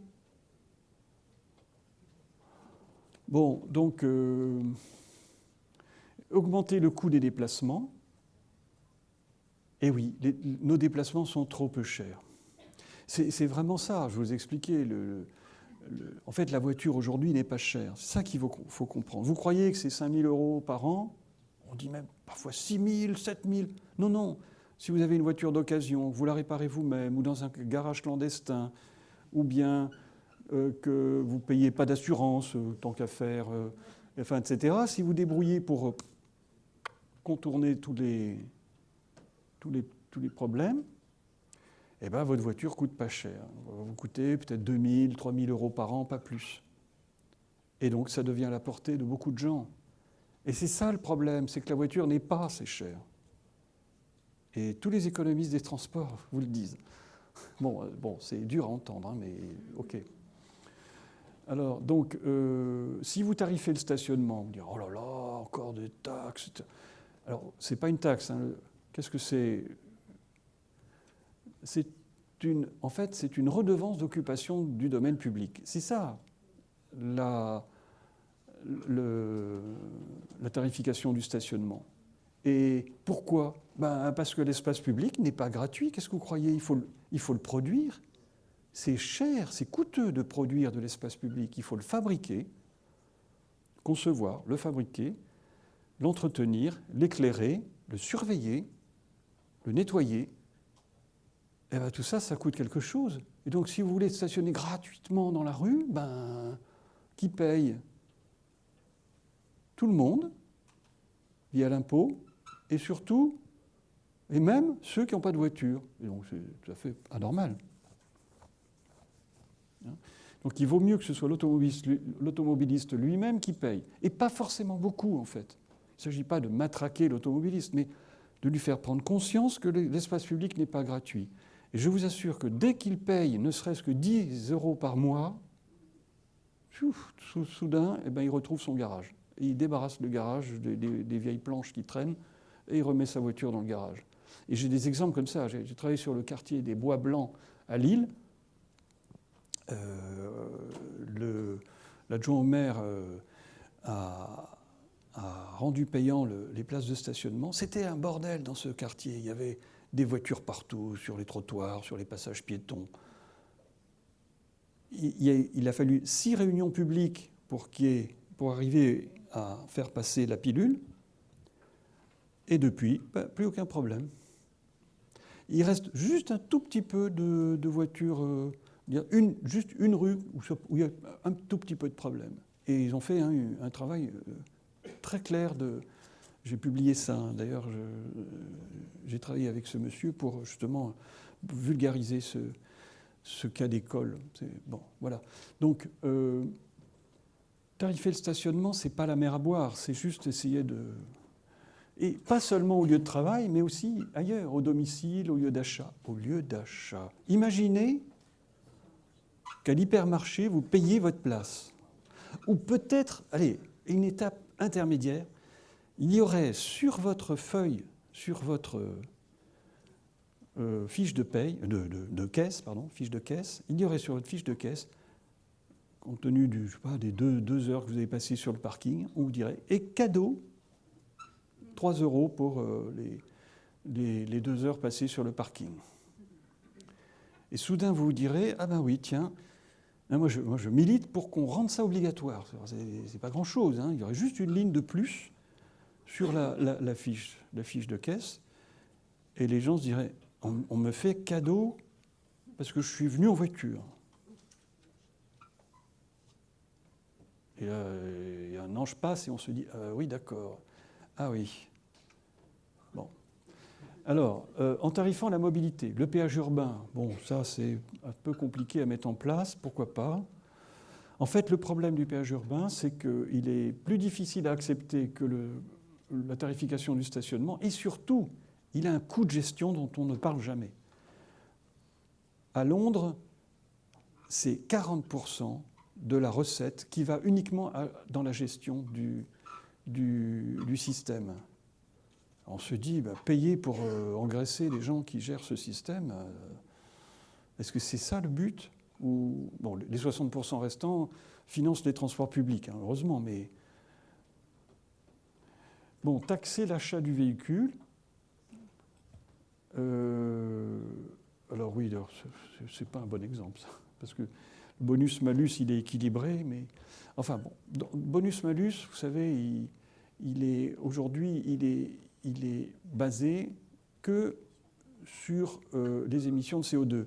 Et ça y est, depuis peu, après beaucoup d'efforts, le gouvernement a décidé de taxer un peu plus les véhicules les plus lourds, de plus de 1,8 tonne. 1,8 tonne, c'est des tanks, hein. Bon, donc ça concerne 1 à 2% du parc, quelque chose comme ça. Donc c'est rien, mais à l'avenir, ce serait vraiment intéressant de taxer les véhicules les plus lourds, puisqu'on a vu qu'ils ponctionnent de loin énormément donc il faudrait peut-être ils ponctionnent les ressources naturelles. On peut donc imaginer un bonus-malus qui soit à la fois sur le CO2 et le poids. Et puis une idée qui est encore loin, qui est très difficile à mettre en œuvre, mais qu'on commence à voir dans certains pays. Et si on faisait supporter aux entreprises, et j'aurais dû mettre et aux administrations, le coût des déplacements de leurs employés et clients. Ça changerait énormément la localisation de ces entreprises. Elles payent quand même ce qu'on appelle le versement mobilité pour abonder le budget des transports publics. Mais ce versement mobilité, il est basé uniquement sur le nombre de salariés. Il est très peu pédagogique. En fait, les entreprises trouvent que c'est une charge de plus, puis c'est tout. En fait, on pourrait très bien imaginer des choses qu'on commence à voir en Grande-Bretagne, par exemple une taxe sur les places de stationnement. Si vous avez beaucoup de places de stationnement, à Nottingham, ils l'ont mis en place, si vous avez beaucoup de places de stationnement, paf, vous payez une taxe supplémentaire. Eh bien, je vous assure que l'université de Nottingham, elle a réduit le nombre de ses places énormément. Parce qu'une université, c'est pas riche. Quand la taxe a été mise en place, pouf, elle a décidé, retenez ça, chers étudiants, là, il y en a un certain nombre, elle a décidé que tout étudiant vivant à moins de 15 miles, ça fait 24 km, tout étudiant vivant à moins de 24 km n'a pas le droit de venir en voiture. Point barre. 24 km, c'est quand même beaucoup. Voilà. Et donc, ils ont supprimé énormément de places de stationnement comme ça pour réduire la taxe. Bon, tout ça, il y aurait énormément à dire de plus, mais bon, je termine. On va aller beaucoup plus vite pour le reste. Ça, c'est quand même un truc fondamental. Bon, promouvoir des modes de déplacement plus vertueux. On part du tout automobile. Le tout automobile, c'était la priorité accordée à la voiture, en toutes circonstances. Donc, dès qu'il s'agissait de... Dès qu'on égratignait la voiture, on disait « Mais non, non, attendez, la voiture, c'est la modernité, tout le monde en veut. Pas question de supprimer la moindre place de stationnement, par exemple. » Donc, c'est ça, le tout automobile, c'est donner la priorité à la voiture sur tout le reste. Mais depuis qu'on écorne cette priorité, les gens se disent « Mais alors, finalement, donner la priorité à quoi d'autre ?» Si on ne donne pas la priorité à la voiture, on donne la priorité à qui? Il y en a qui disent au transport public, bien sûr. D'autres qui disent, mais non, c'est au vélo qu'il faut le donner, n'est-ce pas? Alors, une représentante de Vélocité qui est là. Et puis d'autres encore qui disent, mais non, c'est le piéton. Et moi, je fais partie de ce dernier groupe. Pourquoi? Parce que le piéton, il est le plus vertueux sur tous les plans, sauf un peut-être, qui ne va pas loin. Mais à part ça, pour l'environnement, la convivialité, la qualité de vie, ça ne produit absolument aucune nuisance. C'est excellent pour la santé, c'est tout bon. La marche. Vous êtes d'accord? Vous allez rentrer à pied, là. Bon. Donc, priorité aux modes actifs, en tout cas, puis au transport public, et en dernier à la voiture. Eh bien, ce principe-là, il est appliqué en Belgique. Ça a commencé par la Flandre occidentale, qui a proposé ça, qui l'a voté, puis la Flandre l'a accepté, puis aux dernières élections de 2018, la région de Bruxelles-Capitale et la région wallonne ont décidé d'appliquer ce qu'ils appellent le principe STOP, des initiales en flamand de marche, vélo, transport public, voiture. Et c'est discuté cette affaire-là de hiérarchie dans le monde entier. Là, je vous ai mis Mexico, mais dans beaucoup de plans de déplacement urbain, on a aussi ce principe. Mais ce qui est intéressant ensuite, c'est de se dire mais comment le décliner correctement sur le terrain. Ce n'est pas si facile. Promouvoir des modes de déplacement plus vertueux, encore une autre chose. Ah, ça c'est un truc incroyable. Je bosse là-dessus, ça vient de paraître, là. Ça vient de paraître, un document, il y a une semaine. Et il s'agit de ce qu'on appelle les véhicules intermédiaires. C'est-à-dire tout ce qui est intermédiaire entre le vélo classique et la voiture est inférieur à 600 kg. Voilà, c'est comme ça qu'on appelle ces véhicules. Enfin, c'est la définition de ces véhicules. Et l'ADEME a lancé un défi pour concevoir ce type de véhicule. Et il y en a énormément. Vous ne pouvez pas imaginer, il y en a des centaines et des centaines de véhicules, tous plus bizarres les uns que les autres. Certains, vous les connaissez, d'autres pas du tout. Donc, il y a évidemment tous les vélos spéciaux. Ça, vous connaissez, quoi qu'il ne doit pas y en avoir énormément. Enfin, si, j'en ai vu un aujourd'hui. Vélo pliant, vélo mobile, ça vous dit quelque chose? Oui, c'est ce type de véhicule qui a l'efficacité énergétique la meilleure. Les vélos mobiles, le record du monde de vitesse, je vous assure que c'est vrai, le record du monde de vitesse en vélo mobile, sans assistance électrique, est de 144,17 km/h. Vous avez bien entendu, 144 km/h.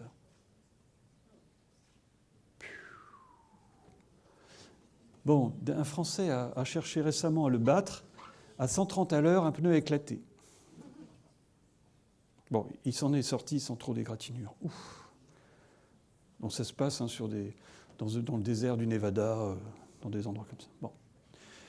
Alors, donc, le vélo mobile, c'est extrêmement efficace. Mais enfin, c'est peut-être pas très pratique pour se glisser là-dedans. Enfin, celui-là, il est encore assez... Il y en a qui sont beaucoup plus fuselés. Voilà, bon. Voilà. Les vélos-voitures, vous ne connaissez pas ça. Les vélos-voitures, ça va faire un malheur, à mon avis. Parce que c'est donc des vélos mobiles, mais on est plus redressé. On est moins avachi dans le véhicule.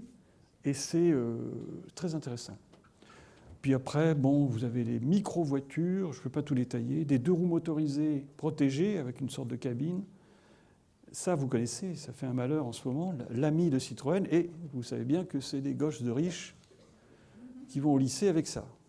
Bon, tous les journaux en ont parlé, mini-voiture, etc. Bon, je t'en tourne. Bon, je laisse passer ça. Alors, un truc très important, c'est de changer les imaginaires. Aujourd'hui, on est inondé de pubs de SUV. Vous le savez. C'est invraisemblable. Le SUV est pourtant une plaie pour l'environnement, puisque c'est moins aérodynamique, plus lourd, enfin, etc. Et la publicité représente 15% du prix d'un SUV. Quand vous achetez un SUV, en fait, vous croyez que c'est plus cher qu'une berline. C'est vrai, c'est plus cher qu'une berline, mais pas plus cher à fabriquer, en fait. Et c'est pour ça que les producteurs, les constructeurs automobiles adorent les SUV, parce que ça coûte pas cher à fabriquer. Enfin, pas plus cher qu'une berline, mais on peut le vendre 10% plus cher. Donc on fait une marge de 15% en moins avec les SUV au lieu de 5 petits pourcents avec une berline. À peu près, hein, voilà les chiffres. Alors, donc, bref, encadrer la publicité automobile, il faudra le faire. Il va falloir le faire vraiment. Hein. Informer sur les externalités négatives, les nuisances, si vous voulez, de la voiture, les nuisances plus les émissions de gaz à effet de serre de la voiture, c'est ça les externalités négatives. Stimuler l'innovation dans le domaine des véhicules intermédiaires, voilà l'extrême défi de l'ADEME. Et puis proposer tout simplement d'essayer d'autres véhicules. Et il y a une association géniale, là, qui fait un malheur, là, en ce moment, dans le sud Aveyron. Le sud Aveyron, c'est Millau, vous voyez, il y a des montagnes, c'est pas du tout plat. Hein. Eh bien, regardez, c'est un truc un peu bizarre, c'est un véloto, ils appellent ça véloto, ou vélo-voiture. Véloto. Bon. Et ils sont heureux comme tout, 2 places, bon, ça leur suffit, quoi. Ça ne veut pas dire que c'est imposé. L'association, son rôle, c'est « et si on essayait hein, ?» au lieu de dire que c'est nul, « et si on essayait ?» pour voir. Puis si on aime, ben on garde, sinon, bon, tant pis, on continue en voiture. Augmenter le taux de remplissage, alors bon, ça c'est la question du covoiturage. C'est pas facile. Le covoiturage longue distance, ça marche. Hein, Blablacar, ça marche. Mais de proximité, c'est très compliqué. Parce que, pour le dire très simplement, le principal obstacle, semble-t-il, c'est que quand on rentre du travail, on a envie d'être tranquille. On n'a pas envie de supporter un covoitureur. Il est sympa, le covoitureur, 1 fois, 2 fois. Mais tous les jours, on a envie d'un sas de décompression. Et la voiture, c'est pas pour rien que les gens vont au travail tout seuls, rentrent tout seuls dans leur voiture. Ils écoutent une émission stupide, un podcast, que sais-je, voilà, et ils se détendent. Et ça, supprimer ça, c'est compliqué. Les transports collectifs, j'en ai très peu parlé, là, alors qu'évidemment, je suis pour, mais je propose là un truc qu'on voit dans les pays en développement, les transports collectifs qui ne partent que quand ils sont pleins. Donc vous pouvez attendre que ça se remplisse, mais comme ils ne partent que quand ils sont pleins, sauf évidemment le dernier de la journée, hein. Alors peut-être pas attendre toute la nuit, hein, mais comme ils ne partent que quand ils sont pleins, ils sont super rentables pour la société qui les affrète. Et donc les prix peuvent être vraiment tirés vers le bas. Donc vous avez des transports collectifs très peu chers, fréquents parce qu'ils sont attractifs, et pleins. Voilà. Concevoir des véhicules mieux adaptés aux besoins, donc oui, ça, on retrouve les véhicules intermédiaires. Un véhicule monoplace ou biplace, au lieu de quadri ou quintiplace, je ne sais pas comment on dit, 4 ou 5 places, peut suffire dans la majorité, en fait c'est la grande majorité des cas, pour aller au travail, faire une visite, faire des courses, pour des ménages constitués d'une seule personne. Est-ce qu'on a besoin d'une automobile avec 5 places pour remplacer la deuxième voiture? Est-ce que la deuxième voiture a besoin d'avoir 5 places? Voilà. Améliorer l'efficacité énergétique. Bon, je passe parce que là, on retombe sur les véhicules intermédiaires qui ont qui ont cette vertu d'améliorer vraiment l'efficacité énergétique. J'ai failli rajouter un tableau de chiffres, mais bon, pour le dire simplement, juste un chiffre, un vélo mobile a une efficacité énergétique 50 fois supérieure à une voiture électrique. 50 fois plus. Enfin, 50 fois meilleure. Donc, ce qui est extraordinaire. Le vélo mobile, c'est le champion de l'efficacité énergétique. Et puis, améliorer l'intensité carbone, pas grand-chose à en dire. Mais ça va s'améliorer, enfin, ça va bouger avec la généralisation des véhicules électriques. Quel mode de déplacement pour demain, finalement? Donc, j'ai mis là-dessus, j'ai essayé de construire un petit tableau, enfin, un graphique avec les distances en abscisse, et puis en ordonnée la capacité de transport. Comme ça, on peut mettre à peu près tout ce dont j'ai parlé, là. Et on voit que tout ceci est très peu exploré, quoi. Tout ce qui est là n'est pas exploré, cela à peine. Et même parmi les monoplaces, il y a les micro-voitures, par exemple, sont inconnues de vous. Conclusion. J'ai peut-être pas assez insisté là-dessus, mais ce qui compte, c'est d'avoir une politique de déplacement cohérente. Et pour cela, il faut mettre en avant, vous voyez, ce genre de principe. Et si on travaillait d'abord pour les piétons, puis les cyclistes, puis les transports publics, puis enfin la voiture, hiérarchiser les modes de déplacement, également, pourquoi faire cela? Pour travailler en priorité sur les modes les moins nocifs pour l'environnement. Et on constate en faisant ça que c'est beaucoup plus efficace et moins coûteux que toutes les politiques sectorielles. C'est-à-dire quand on essaye de faire plaisir à tout le monde, voilà comment on pourrait dire ce qu'est une politique sectorielle, quand on essaye de faire plaisir à tout le monde, c'est très dispendieux, ça coûte très cher et c'est très peu efficace. Parce que si en même temps j'ai assisté en 2015, je raconte cette petite histoire, en 2015, Valérie Pécresse et son équipe viennent de conquérir l'Île-de-France, la région Île-de-France, et son vice-président chargé des transports réunit tout le monde, enfin les associations, les chercheurs, etc., pour présenter sa politique et dire « Nous allons améliorer les déplacements des piétons, des cyclistes, nous allons investir dans les transports publics et nous ferons sauter les bouchons de la voiture. » Mais c'est totalement incohérent, ça. Parce que si vous faites sauter les bouchons, vous rendez, pour la voiture, vous rendez la voiture plus attractive et vos investissements pour les transports publics vont être moins rentables, bien sûr. Valérie Pécresse a rendu gratuit le stationnement automobile près des stations de RER. Les parcs relais, on dit.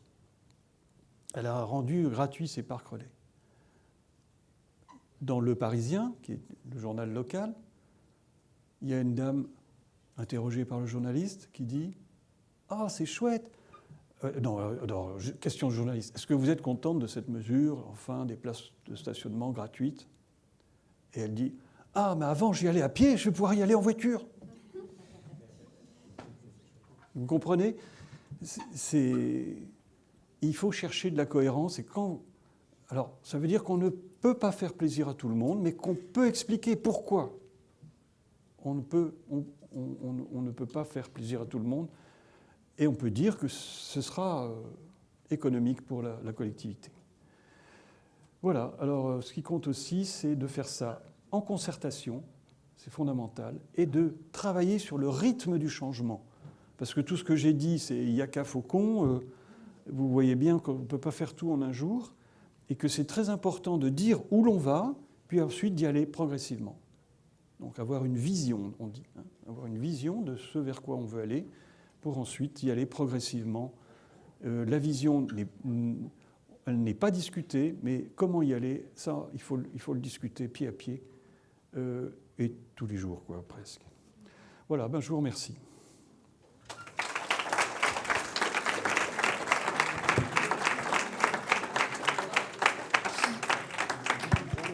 Merci. Si vous avez des questions, je peux passer donc dans l'assistance. Levez la main, que je vous repère. Voilà, une première question. Je vais au fond d'abord, c'est plus loin. Merci d'être bref dans la question pour pouvoir en prendre le maximum. Bonsoir, merci. Moi, j'ai juste une question sur les solutions. À chaque fois qu'on a des solutions à apporter, elles sont coercitives. Taxer les places de stationnement, taxer la voiture. Pourquoi le problème n'est pas pris à l'inverse, c'est-à-dire ne pas taxer les gens qui utiliseraient la voiture, mais proposer des bonifications aux gens qui auraient fait le choix de ne pas utiliser la voiture? Parce que ça coûte beaucoup plus cher, en fait. Ça coûte plus cher et surtout, en fait, il n'y a pas d'incitation sans contrainte. C'est-à-dire, quand on nous dit, le débat, c'est pourquoi des contraintes, il n'y a qu'à faire des incitations, je suis désolé, mais quand on gratte un peu la question, quand on cherche vraiment si c'est possible, on s'aperçoit toujours qu'à un moment, on est obligé d'ajouter des contraintes. Parce que si vous... donc par exemple, si vous incitez les gens à ne plus venir en voiture, non, par le transport public gratuit, c'est une incitation. On a vu les effets pervers que ça a. Et donc, il y a aussi une tentative à Lille qui a avorté, mais pour des raisons juridiques, de payer les gens qui acceptent de partir plus tôt ou partir plus tard au travail, de façon à réduire les bouchons. Mais quand vous faites cela, vous augmentez la capacité de l'autoroute. Donc vous incitez en fait d'autres gens à prendre la voiture. En fait, comme tout est interdépendant dans la mobilité, il y a énormément de ce qu'on appelle des effets rebonds, ou effets pervers. Moi, je préfère effet pervers, l'effet rebond étant un type d'effet pervers. L'effet rebond, c'est quand on vous facilite, enfin, quand on réduit finalement vos dépenses pour quelque chose, ce gain, vous risquez de l'utiliser pour autre chose. Et finalement, ça risque d'annuler carrément les bénéfices, les premiers bénéfices. C'est pour ça que quand je dis, à plusieurs reprises, j'ai dit un urbanisme dense et mixte, ça marche si on réduit les vitesses en même temps, pour éviter les effets rebonds, ou en tout cas réduire ces effets rebonds. Voilà, je ne sais pas si j'ai répondu. D'autres questions? Bonsoir. Est-ce qu'il y a eu une étude pour quantifier le coût au kilomètre, justement, du transport en voiture, par exemple, depuis les années 70 jusqu'à aujourd'hui, en heures de travail ou en euros constants? Oui, alors, ça, c'est le premier point. Puis le deuxième, ça vient peut-être conforter ce que vous vouliez dire, à savoir de mettre une contrainte quand on veut donner des facilités. Entre autres, je vous trouve un petit peu sévère sur le covoiturage, parce qu'on est en campagne. Et en campagne, le covoiturage peut fonctionner avec des gens, justement, qui sont des voisins. Alors, justement, dans ce covoiturage, il y a un plan de l'État sur les PDE, les plans de déplacement d'entreprise. À mon avis, c'est un fiasco, à moins que vous ayez des contre-arguments. Donc, je pense que c'est un fiasco, justement, parce qu'il n'y a pas de contrainte. Qu'est-ce que vous pouvez en dire? Oui, alors, il y a 3 questions, là, en fait. Première question, oui, bien sûr, il y a des collègues, j'ai des collègues qui ont fait ce travail sur le coût au kilomètre des véhicules, de la voiture, en fait, et qui montrent que ça n'a cessé de baisser en nombre d'heures de travail nécessaires pour payer le déplacement. Vous voyez, il vaut mieux compter en nombre d'heures de travail de SMIC, par exemple. Et oui, alors je n'ai pas le détail en tête, mais je vous ai donné un élément au moins. Enfin, si vous me laissez votre carte, je vous enverrai les documents. Un collègue qui s'appelle Jean-Marie Beauvais qui a bien bossé là-dessus, mais il y en a un autre aussi. Enfin, bon, bref, voilà. Deuxième question, c'était sur... Oui, le covoiturage, c'est vrai. J'ai été un peu sévère, je suis d'accord.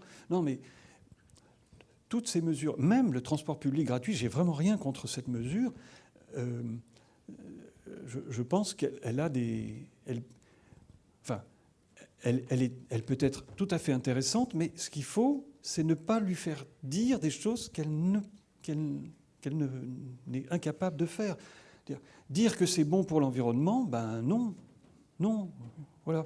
Mais dire que c'est bon pour les relations sociales entre les chauffeurs et les utilisateurs du bus, oui, c'est vrai. Ça, franchement, ça apaise complètement les relations. Dire que dans ces transports publics, les gens ont un grand sourire parce que c'est vrai que c'est sympa. Je les ai utilisés, hein, les bus de Dunkerquois. Je suis allé à Dunkerque, je vais au moins une fois par an à Dunkerque. J'ai utilisé les bus et franchement, c'est sympa. J'ai rien contre. Alors le covoiturage, même chose. Réseau Pouce, je ne sais pas si vous connaissez la solution Réseau Pouce, c'est génial. C'est de l'autostop organisé. Voilà, l'autostop organisé. Ça s'écrit Réseau R-E-Z-O. Réseau Pouce. Et vous rentrez ça, vous verrez leur site.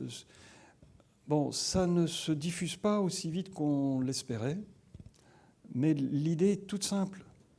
On met des arrêts, Réseau Pouce, un endroit, et les gens savent que les gens du patelin ou quelques patelins dans les environs savent qu'à cet endroit, il y a des gens qu'on peut prendre parce qu'ils appartiennent au réseau et qui vont à la gare, par exemple, typiquement, prendre le train et qu'on peut les embarquer. C'est gratuit. Voilà. C'est un truc tout con, mais qui marche. Alors, qui marche quand il y a de la solidarité locale, quoi. Ça marche moins bien dans des zones pavillonnaires où personne ne se connaît. Ça fonctionne pas bien. Mais dans des régions rurales, c'est top, quoi. Enfin, donc, effectivement, il faut... dans le temps que j'avais, je ne pouvais pas nuancer, etc. Mais vous avez raison. Ce qu'il faut, c'est regarder sans tabou les avantages, les inconvénients, et surtout pas s'emballer pour une solution. Ce qui est détestable, c'est que vous ne pouvez pas imaginer le temps qu'on a perdu sans arrêt à croire comme ça que ça y est, telle solution miraculeuse. Mais non, du pragmatisme. Et la dernière question ? Ah oui, alors oui, vous avez raison. Les plans de déplacement d'entreprise sont peu appliqués. Il y en a très peu. Tout simplement parce que c'est vécu par les entreprises comme non, pas une contrainte, mais quelque chose en plus à faire, une perte de temps supplémentaire. Bon. Mais je pense encore une fois que si, à Nottingham en tout cas, vous voyez, c'est intéressant le cas de Nottingham, puisque comme ils taxent les places de stationnement, toutes les entreprises se sont mises à faire de vrais PDE, quoi. Parce que voilà, c'est important, quoi, d'essayer de comprendre pourquoi les salariés viennent en voiture, est-ce qu'il n'y a pas moyen de le faire autrement pour réduire cette taxe, quoi. Là, on n'est pas dans la contrainte directe, c'est pas obligatoire, mais c'est une forte incitation à réfléchir un peu mieux à la mobilité qu'on génère quand on a une activité économique. Oui. Une autre question ? Bonjour, c'était pour savoir s'il existait une étude ou des chiffres donnant la part d'usagers des transports collectifs qui les utilisent par obligation parce qu'ils ne peuvent pas prendre par exemple la voiture, et la part d'usagers qui prennent le bus par choix. Oui.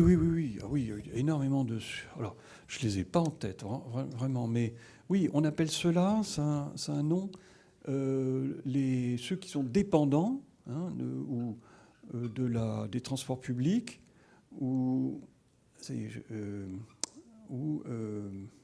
dépendants, voilà, il y a encore d'autres termes, des transports publics, et puis ceux qui ont au contraire le choix.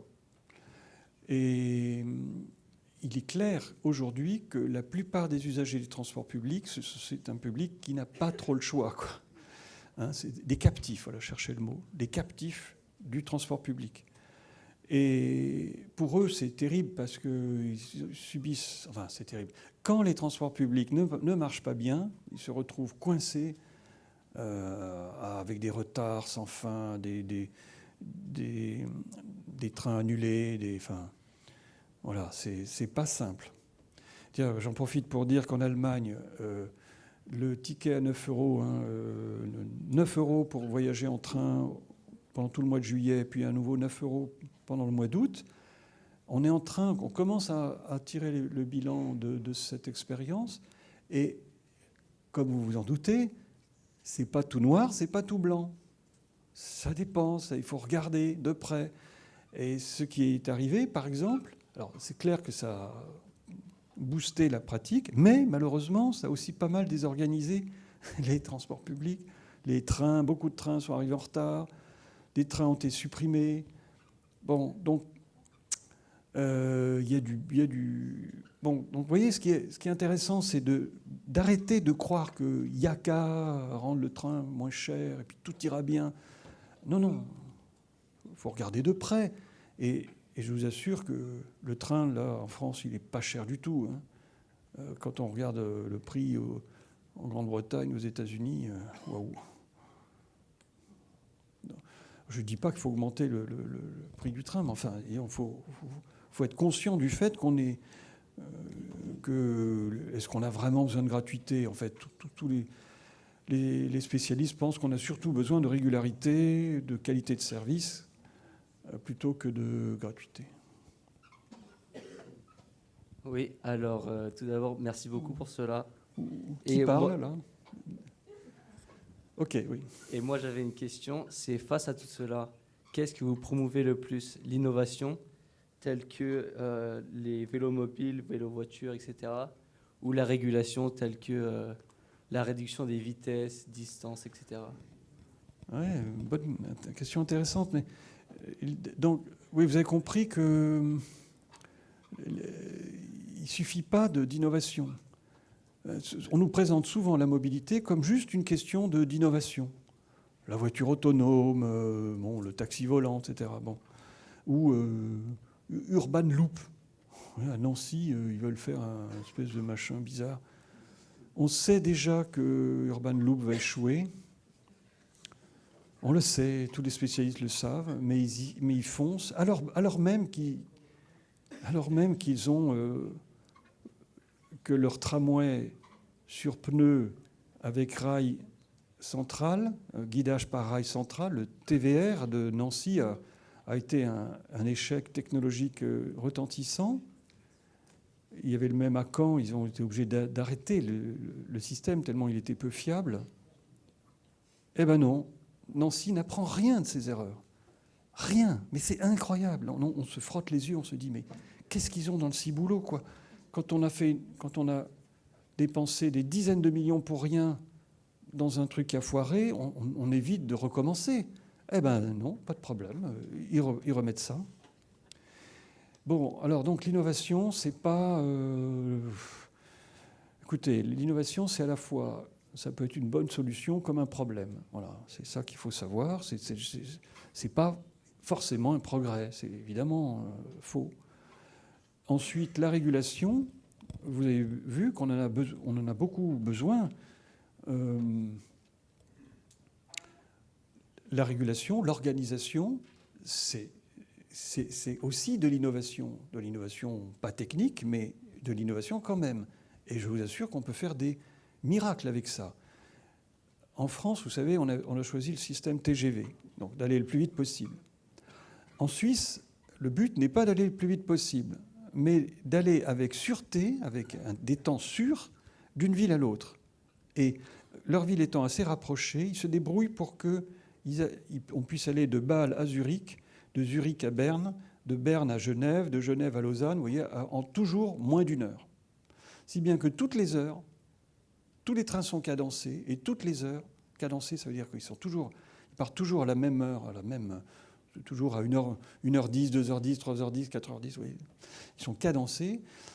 des trains cadencés et fiables, ça permet d'avoir des correspondances assurées, de même pas regarder les horaires, puisqu'il y a un train toutes les heures de toute façon. Mais c'est un tout autre système, et ça ne repose pas sur l'innovation, ou sur la technique, au sens de la technique, mais uniquement sur de la régulation et sur principalement, disons, sur la régulation et de l'organisation. Donc c'est un modèle alternatif qui a absolument, qui est tout aussi vertueux, intéressant que le TGV, quoi. Voire plus. Mais ça bon. Peut-être une autre question. Voilà. Vous voulez rajouter quelque chose? Deux, tout d'un coup.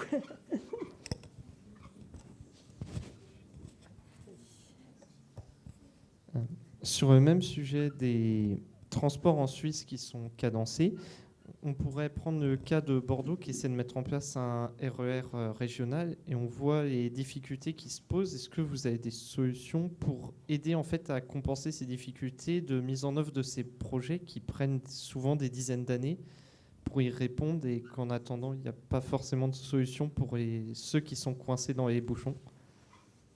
Je n'ai pas de solution miracle. On sait que il y a plusieurs projets de RER, d'équivalent de RER en province, dans les grandes villes françaises hors Paris. Et à chaque fois, il faut des investissements pour faire sauter les goulets d'étranglement, quoi. Donc moi, je ne connais pas bien le cas de Bordeaux, mais un peu mieux celui de Strasbourg. À Strasbourg, il y a une 4e voie à faire sur un tronçon parce que sinon, ça va être trop compliqué. Et donc, il y a des coûts, malgré tout, d'investissement qui sont parfois pas du tout négligeables. Mais ensuite, effectivement, le principe du RER, c'est qu'on ne s'arrête plus en gare centrale, on continue, on passe d'une banlieue à l'autre, comme ça, ou de périphérie à une autre, en passant par la gare centrale, sans que ce soit le terminus. On appelle ça la diamétralisation des lignes. Et ce système c'est un exemple d'organisation différent des flux, et ça marche, quoi. J'aurais une question qui n'est pas forcément étroitement liée aux mobilités. C'est est-ce qu'il y a une définition au boulevard urbain? Alors ça, c'est la première chose. Ensuite, est-ce qu'il y a des données techniques ou pratiques pour qu'on implante un boulevard urbain sur un axe, justement, urbain?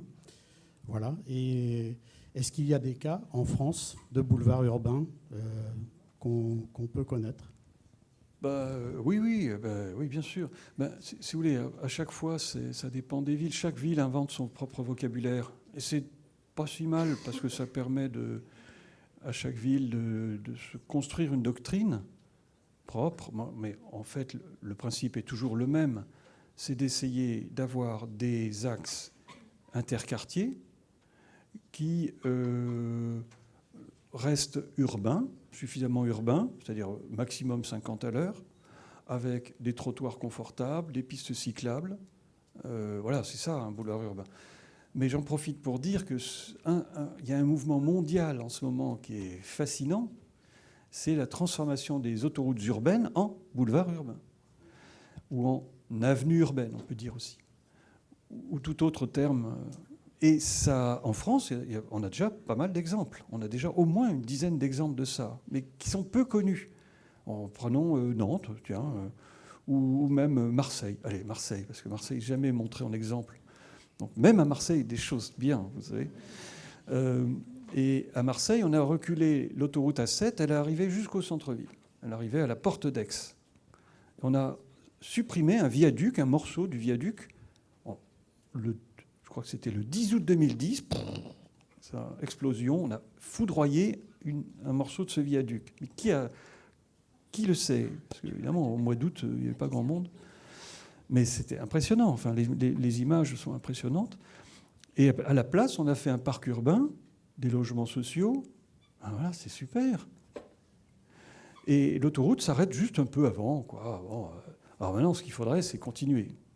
Et ben, Nantes l'a fait, par exemple. Nantes, l'A801 et l'A811, Nantes a supprimé 6 km de pénétrante autoroutière dans les années 2000, hein, et a transformé ces autoroutes en boulevards urbains, boulevard de Sarrebruck, et puis je ne sais plus l'autre, comment il s'appelle.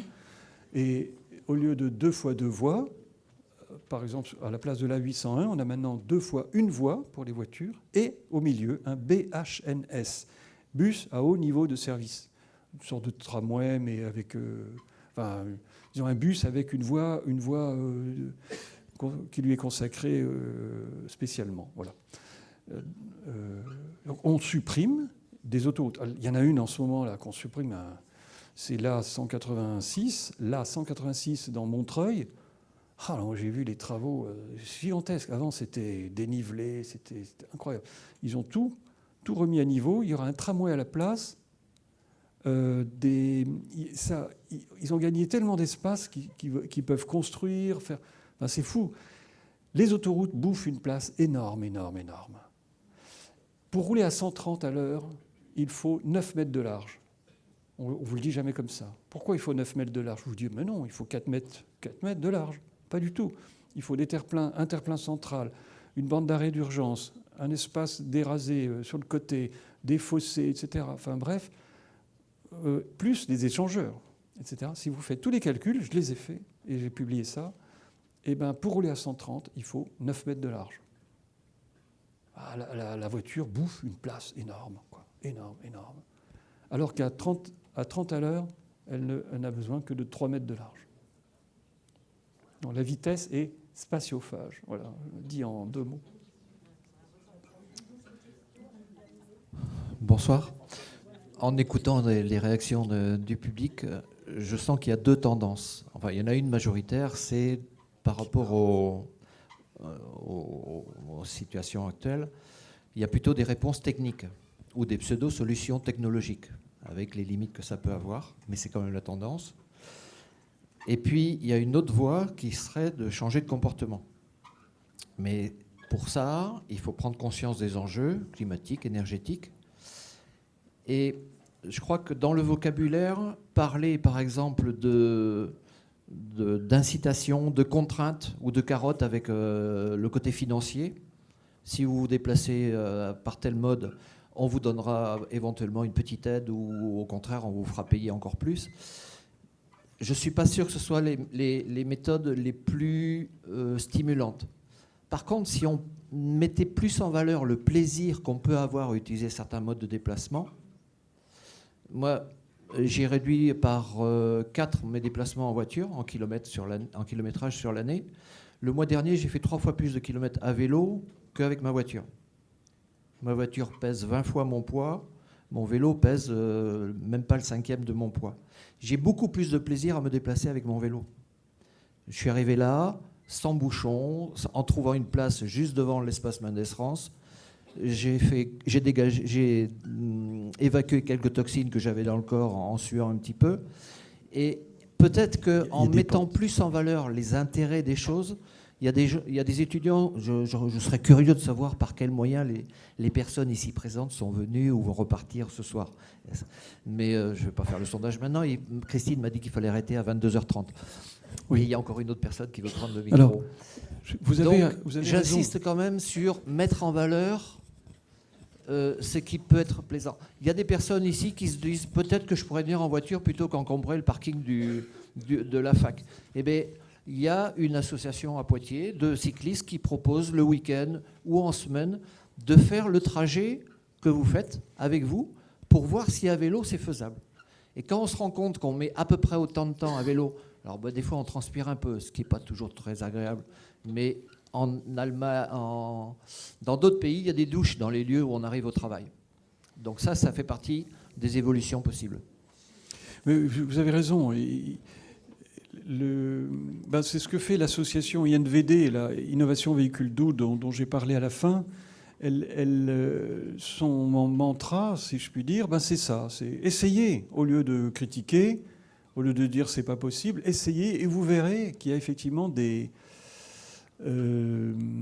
des plaisirs, je crois que c'est le mot que vous avez utilisé, oui, c'est plaisant, c'est agréable, qu'on ignore. Quand on va lentement, on redécouvre les bords de route. Par exemple, en voiture, vous ne savez pas ce qu'il y a au bord de la route.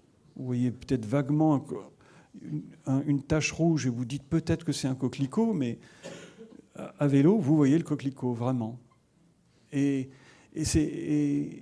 on pourrait donner 1000 exemples.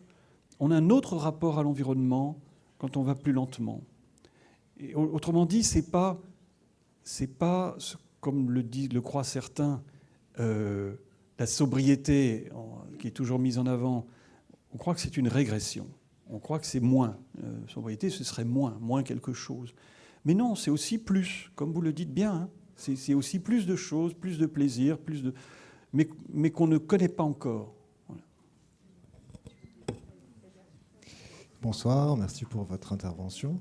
Il y a beaucoup de solutions citées qui certainement apporteraient une baisse de la demande de l'utilisation de la voiture, mais dans l'état actuel des choses, laisserait des personnes dans l'incapacité d'aller à leur travail, avec un objet inutile garé devant chez eux qui leur coûterait de l'argent, qu'ils iraient brûler dans un terrain vague pour toucher la prime d'assurance. Ce serait à peu près la chose à faire dans ces cas-là. Et on parlait de vision. Du coup, fondamentalement, ces solutions doivent s'accompagner d'autres solutions à côté d'elles pour ramener les services publics, changer toutes les voiries, réduire la taille des villes à peut-être 50 000 habitants maximum. Enfin, et pourquoi elles ne sont pas listées à côté de celles-ci pour donner justement la vision de la cité enviable dans une mobilité bas carbone? Merci. Vous avez raison, mais je ne peux pas tout dire, il y a tellement de choses à dire. Mais oui, il va falloir réinventer la ville autour de modes de déplacement plus respectueux de l'environnement, autour du piéton, donc, si on prend rien que le piéton, il faut refaire les espaces publics, quoi. Alors, c'est déjà le cas. Hein, j'ai vu, dans le centre des villes, il y a eu un gros travail d'amélioration des espaces publics, mais ce devrait être le cas partout, y compris en périphérie, y compris dans des villages qui n'ont même pas de trottoir souvent. Alors aujourd'hui, on voit il y a des parents qui commencent à dire « mais on en a marre d'accompagner nos enfants à l'école en voiture. On habite qu'à 300 mètres de l'école. Et si on avait des trottoirs, ils pourraient y aller tout seuls. » Donc, vous voyez, on s'aperçoit qu'il faut effectivement changer beaucoup de choses. Vous avez raison.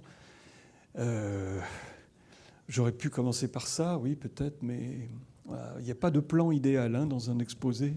Donc j'ai choisi un plan un peu rugueux, là, un peu académique peut-être, mais au moins, voilà, j'ai mis un peu de rigueur dans des choses qui sont tellement floues, présentées de façon tellement floue d'habitude. Mais je ne dis pas que c'est le seul plan possible, de loin pas. Vous avez raison, on peut voir les choses tout autrement. Merci en tout cas, c'était fort intéressant.